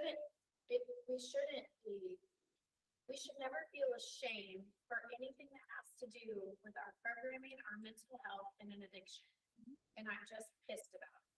You should never, ever be ashamed of what you've been through, and then when you're serving, helping someone else. Well, and shame is a lot of times what keeps us in the cycle as well. And we live in that shame and stay.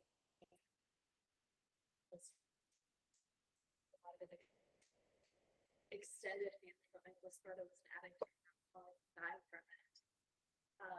He was clean for a very brief period of time, but I would call drive. He didn't do the work. He just live in the way he lived. Sober with them, things got hard. Her mom got sick. He couldn't handle it. He went back to jail.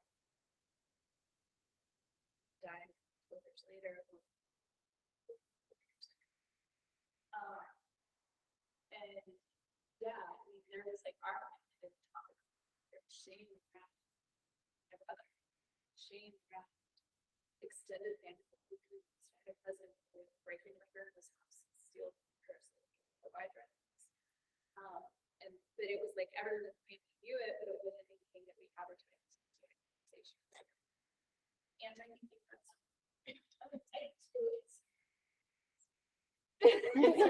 it's okay. I just didn't want to forget about. Oh, no, you're fine. It kind of goes back to just like the support system. Town life or the spouse or whatever the call it. I've worked for town. I was executive director of our white brother. She comes in, you know, and I'm kind of the owner, my boss actually hired from like halfway hospital, like she's still friends with many of them today. It's been really cool to see their success. I met them. They were still trying to get established with their kids, get a house, get back into my boss speaks. He himself dealt with things. Whatnot. So, there's a job side of my bubble, just not comfortable with the extra on the side of town, like show up medical. So for me to actually see it, that be, I was like a safe person to a lot of it. So that's happening today, like I've watched them communicate with their kids. They've all got remarried, they've all like, they're still working for him. Well, that two of them are still working. They took my position.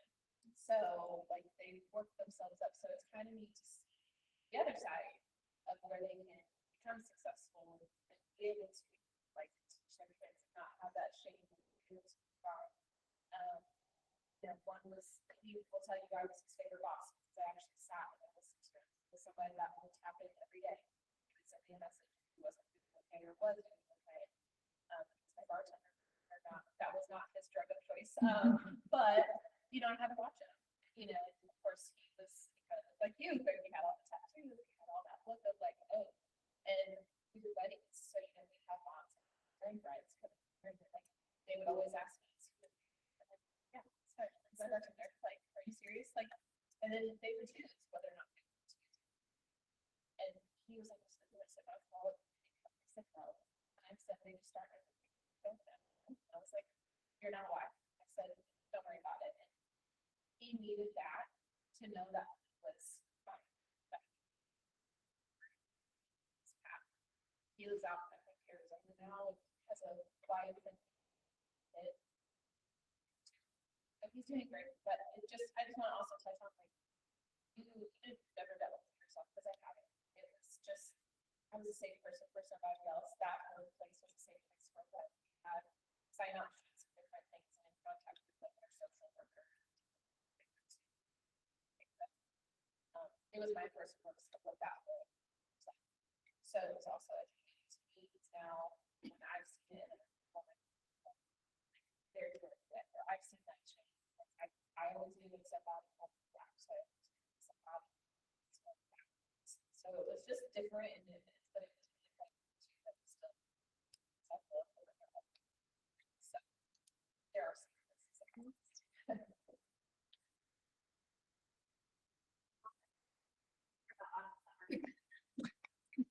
Sorry, yes, we all have. It's been a minute, so my thought is gone. But it was something about truth, and it was about finding yourself through this in shame, hiding shame, trying to figure out where to go, how you protect society, and how you allow yourself to feel with. I guess what I've learned is hiding everything, shame that you place on topics is exactly what got me to the point or downward. And the moment I decided that I was going to find my truth, they were telling me what place a stigma or label that I could program. Yeah, I was going to get programmed to find out really I've been programmed. How's that? You know, at that point, it just all came together, and it became who I was. As in, I'm never gonna let someone tell me who I am. And once that happens, start to develop myself and develop because I was traumatized and raising adults and myself and going to doctors decades. I missed out on things that you do to feel good, love, connect. I didn't even know what those things were until I started doing them and rebuilding those neurones, those pathways. Start putting attention towards anything good, old neural networks start on them blue to think full. So if you want to happiness, focus on happiness. Go that direction again, again, and again, until that's who you become. That's how you feel. When I first said I love myself in the mirror, it wasn't true. And I thought, I'm gonna learn from that. This is something that I can work on. It's only a matter of time, according to research. And it was. So I used that in every aspect of my life and then realized how underdeveloped it really was and how far behind I was, and allowing myself grace of not beating myself up because maybe this is my journey to begin with. It is all about love.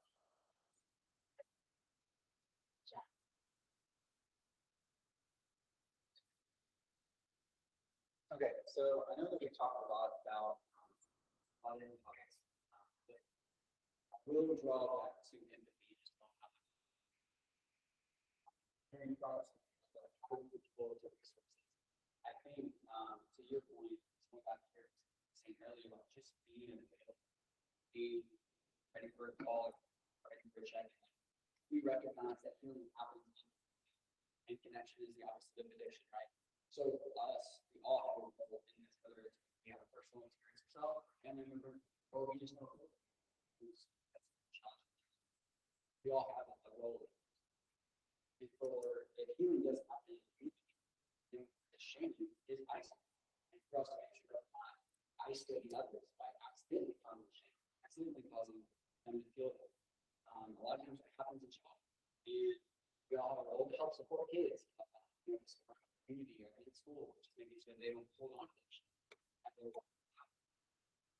And so, as we think about this book and how the book talks about, I would love to hear from you all some advice for us in our communities to strive towards providing more information.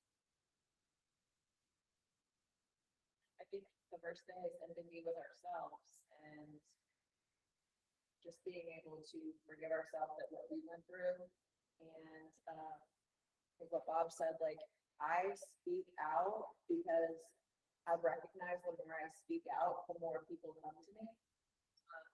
And you'd be amazed that, you know, I'll put something out and it'll just be my thoughts because that's how I get them out there. And the amount of messages I get at people that say nobody knows this, like they're too ashamed to go tell their best friend, their husband, but they're more comfortable talking to me and I went to high school with them. Like we don't even have a close relationship. But what does that say about our society and about our conditions?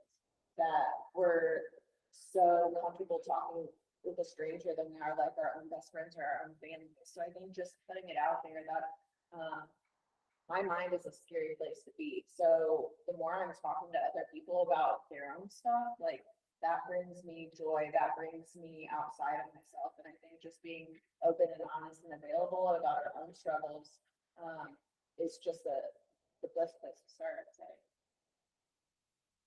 Yeah, I want to, second all of the things that you said. I think it absolutely starts with ourselves and how we take care of ourselves, of being our own best friend. I also believe that we're all fragmented parts of each other. And so like in my community, like I would be empathetic or loving or caring to anybody else because I see whoever I'm looking at as, right? They're a part of me in whatever way, my shadow part or my, happy part or whatever it is. Everybody's a mirror to me.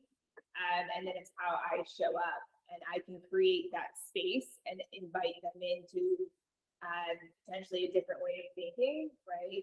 And I don't want to have certain conversations, like, I've moved friend groups, like I don't want to sit around and like gossip and talk and whatever. That isn't where I want to spend a lot of my time. I want to spend my time talking about consciousness and healing and love and like, hugging trees and all of the shit, that is where, me and your wife are gonna hang out. So, step one, we had a date. So yeah, I mean, I think that's part of it too. Is that it's how, like, how many times, I think about our friend Jackie, like, she's a bird doula. She's like lovely, but she plays this game and she's like, I'm gonna see how many people I can get talk to me when I go into like the grocery, like how many people can smile at me, how many people can engage with me. Because again, like, as we go into those places, like we look down and like don't, and COVID made it worse. It's like now we cover our face, like so it's like thinking about those things, like how many ways can we engage people? Can we comment? Can we say, oh man, like I see you today, like you look whatever, comment on something. Because that invites somebody in your world, and your world might be a lot calmer, They attune to your vibration. And so it's an invitation inward in a different way. So I'm a little different, as you can tell, I'm not a talker, I'm a feeler. So how I work with people is I am just present with them because I can feel their emotions and feel their pain. And I just allow them to know that they're not alone and that they can move it on their own, or I can help them. And a lot of people don't have anyone in their lives who will just sit there and be, because they're always trying to fix something or tell them how to do something, or if they're telling them they're doing it wrong or whatever. Just be present. And I have found that that is the best way for me to be empathetic. So for me, I remember where I was at, what it was like. The majority of the people that will call me is somebody that struggles with substance or mental health. Yesterday on our way down here, there was a client that was with us a couple times. He was blowing my phone up. We're trying to get the directions literally 3 miles from the hotel. We had to pull over. I finally called him back. First thing he says to me is, "She died, Bob." I'm like, "Oh man, what's up?" His mom passed away. So he'd already had it in his mind, I'm about to get high. And I had to tell him, there's a part of you that doesn't want to, or else you wouldn't have called me. So the 12 minutes that I took on the side of the road in the parking lot helped him. That's what I do. I provide resources. I have opportunities to get people in treatment, whether they have insurance, they don't have insurance. The insurance game sucks. But it's the fact, no matter where you go to in life, to get treatment of any kind, you got to have some kind of insurance. So I am a type of person that a lot of the time on the phone is just talking with somebody. When I go into work, sitting down, I cry with people, I laugh with people. I'm the same way that I am right now when I'm with somebody in front. I don't dress no different at work. It's a hoodie, pair of jeans. If I'm going to speak, it's the same exact way. I'm the same person all the way through. I feel like if I'm calling you and it's at a very bad time in my life and you start judging me and telling me all this ignorant stuff, I'm not going to want to talk to you. Sometimes just listening is all it takes. Even if you don't agree 100% what's going on, sometimes just shut your mouth, listen to a person, let them vent. That right there plays more of a factor than anything when a person is really, truly struggling. And it is easier to reach out to a stranger than it is your family, because a lot of times our family's going to judge us. We go to our husband or our wife. I go home and tell my wife, like, hey, we may lose our house today because this happened. Now she's worried. She might tell you she's not, but she is. You go home and you tell a husband or a wife, and you done been to treatment multiple times, I feel like I'm going to relapse. Now they're like, oh shit, she's going to do this or he's going to do that. But you call a stranger, hey, this is what's going on. And they've been through it. They're like, shit, I understand. What can we do to get you out of that mind frame? So being that person, just to listen, is so valuable, 100%. And it is not a bad thing with shame and guilt. Sometimes knowing shame and guilt helps you mold. When you know 100% that your electric bill didn't get paid because you chose to go do something, and you're struggling with something, and you go set into a treatment center, or you go here, you go to jail, whatever. Sometimes it's not so bad remembering why you're sitting where you're at. Sometimes it's not so bad for that. Now, can you let the shame and guilt control everything? No. But you also can't forget about it. We're in a society that you learn from pain. If you do something severe, if a stove is on right now and I'm like, hey, don't touch that, that's hot, you might not believe me. But if you take your hand and stick it in that flame, you're going to pull it back like, holy shit, I'm not touching that again. Sometimes that's what it takes for a person to realize what they're doing. For me, myself, it took me sleeping in parks, watching my kid grow up through pictures, being addicted to drugs to appreciate where I'm at. Because if I had a pillow, I'm going to lay my head on it. And every single time I would get out of certain predicaments, I had no consequences that would make me do certain things. This last time, it was getting stabbed 6 times a week before I got out of prison and calling home to my son. And that morning, 2 of his best friends got shot in front of his house walking to school. That was what resonated with me. Like, holy shit, something's got to change, right?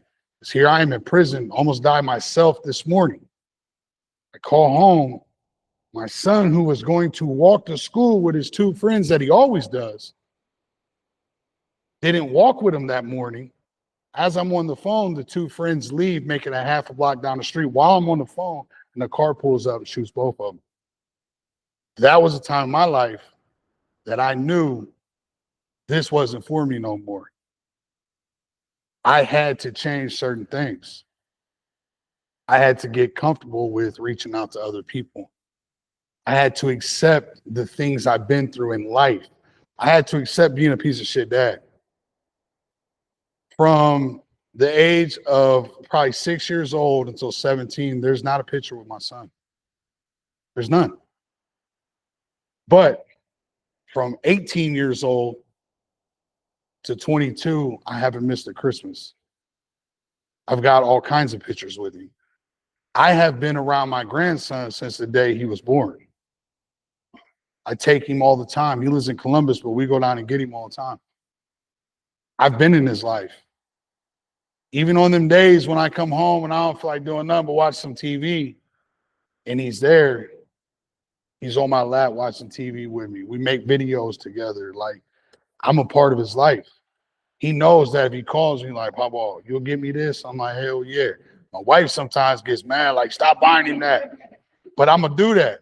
I'm going to do that for him. And I do it the same way when people call me, hey, Bob, man, this is what's going on, bro. Can you just talk to me for a minute? Yeah. Even if I don't want to. Even if I don't want to. Can you get me into treatment? Yeah.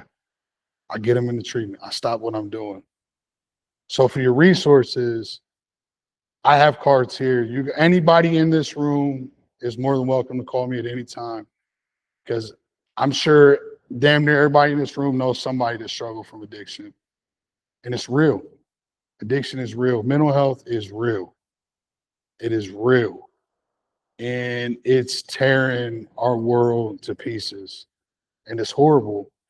I know some really, really good people that took their own life because of mental health, because of drug addiction.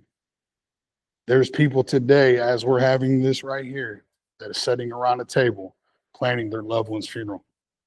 And it was the very first time they had ever tried a drug in their life, and they died.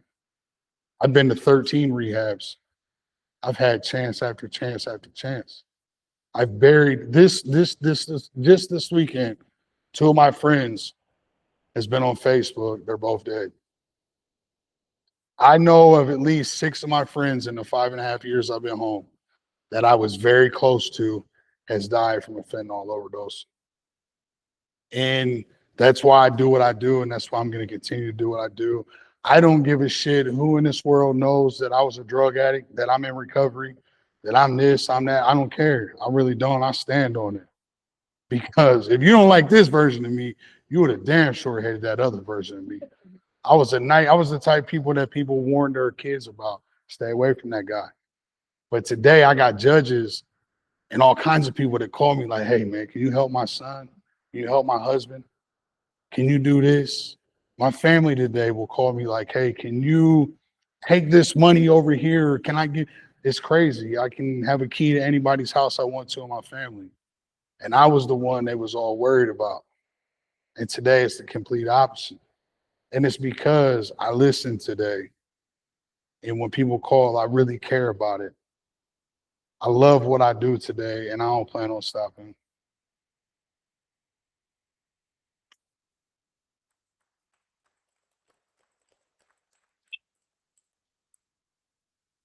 should be winding down. I want to, you have merch that supports you. Mhm. Where can people find it? I was like, oh, you bring it, which is my fault. I just assumed. So I have a Facebook page called Felonies to Recovery. Now in IHL, because I added you. Okay. So if you message my messenger on Felonies to Recovery, I will send them out to you. My wife prints out all the labels at her house. I accept Cash App or Venmo. And whenever somebody purchases something, we print out the label, we send you a tracking number. And if it's on a Saturday or Sunday, obviously I can't mail it out until Monday, but that's how we do it. I got some cards with me today that on the back of the card is a QR code for all my social network, my Facebook page. So if you scan it, it pops right onto it. Eventually, I'm in the process of building at my house. I have all the stuff for it. It's just getting the time to do it, putting together an actual podcast. I work for Bare Knuckle Recovery, Allendale Treatment. So I'm on the Bare Knuckle Recovery podcast a lot. There's times I host it on there with somebody else. I've given my story on it. I've been on multiple podcasts. I'm actually getting ready to maybe go to an Indian reservation in Wisconsin, I believe it is, to speak at a treatment center. I'm going to go to another treatment center in Wisconsin and speak and give my story. I'm all about incarceration. I love going into prisons and jails and talking, and I absolutely 100% love working with the youth, at-risk youth.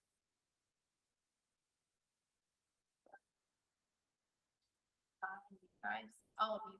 Often you didn't even tell everybody what.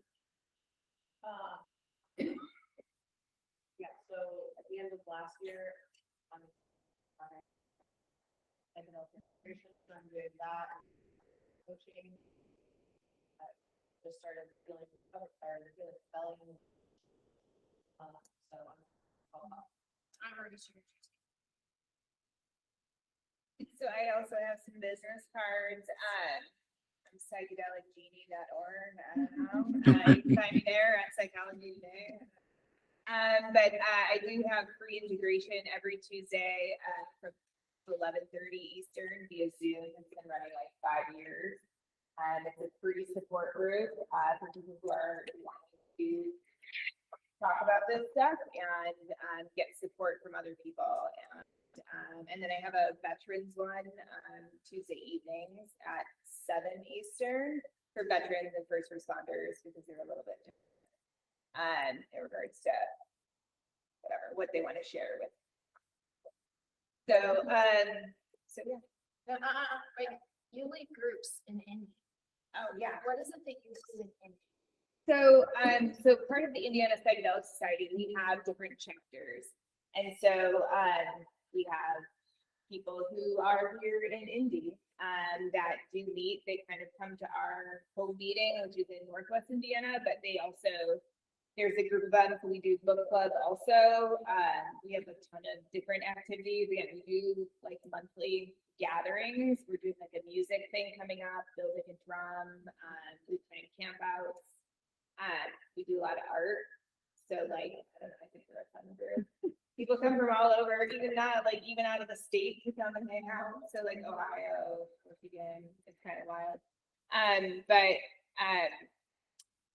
we're working on Decrim of Indiana. So on January 28th, we are meeting with Decrim Nature, which is a lawyer out of LA that's helped all the other states currently get Decrim. And so we're going to be in the process of decriminalization of entheogens. So any plant that grows in the ground should be legal, like iboga, ayahuasca, psilocybin. So anything that naturally grows outside, we should not have to. Right. So, and we want to decriminalize it versus legalize it because, like, we're not asking for more laws. And so going about it in a way that we can never see of our own copy. So. Yeah. Something that I would love to see talked about more, which I've seen in my own family, and you were talking about it, is the find it, there's so many systems, and our next book is going into the systems of control that people support every day, that they don't even know they're supporting, from the groceries that they buy to the supplements that they take, right? So knowing that in the book, he talks about decriminalizing addicts, right? Like, you can't punish the pain out of someone.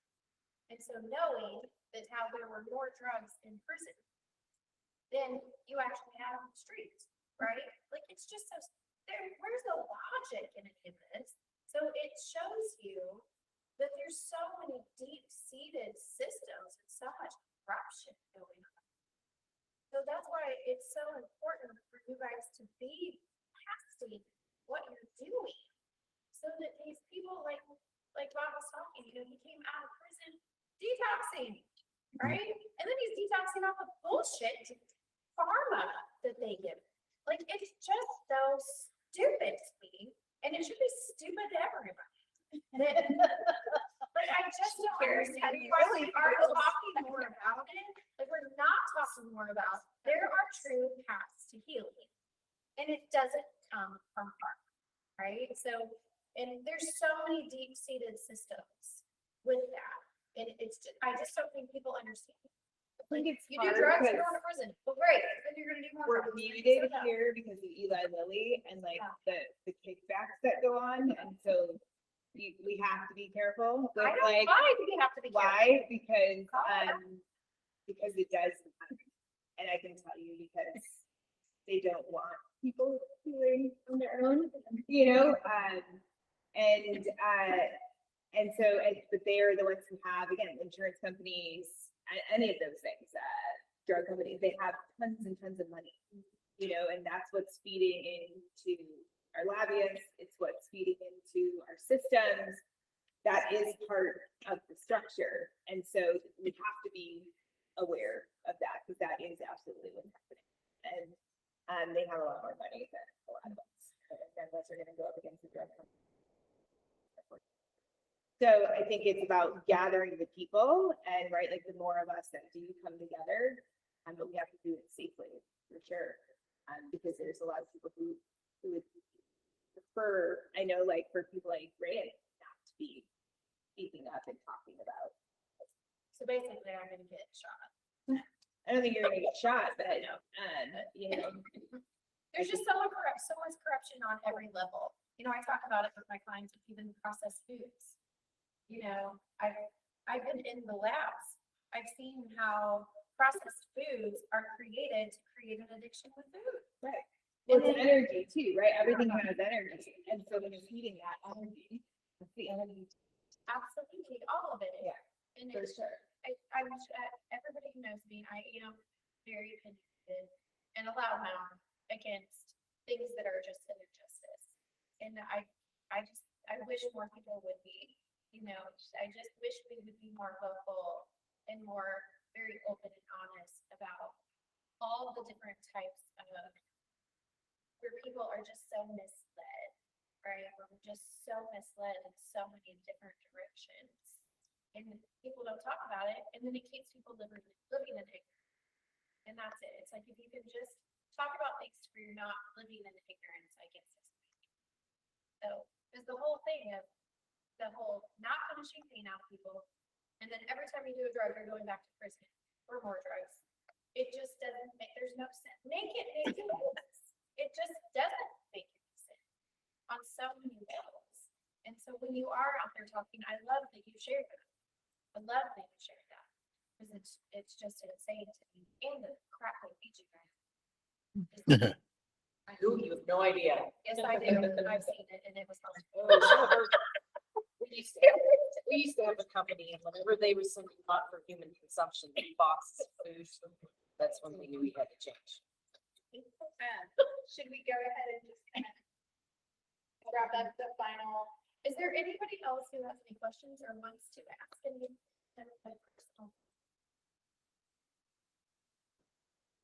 No, but I do have a friend who is in recovery, Yeah. and she actually comes, she comes and she teaches in our jail, and she is very, very, very active. One of her favorite things, and it works for her, to be really thought about it. Like, about people getting up and complaining about, oh, I've got to go to work today, I've got to do this. Her response is always, it's not you've got to, it's you get to. You get Jonathan to loves do, that, yeah. you get to get up I'll and be go like, to oh work. my God, you're gonna do this. And he's like, You no, get I get to. to go and do those things. So I just thought I should, Yeah. because it works for everybody, addict or not. Thank you so much for taking your time and coming here and sharing with us and having this conversation. Thanks for inviting me. Thank you. Thank you.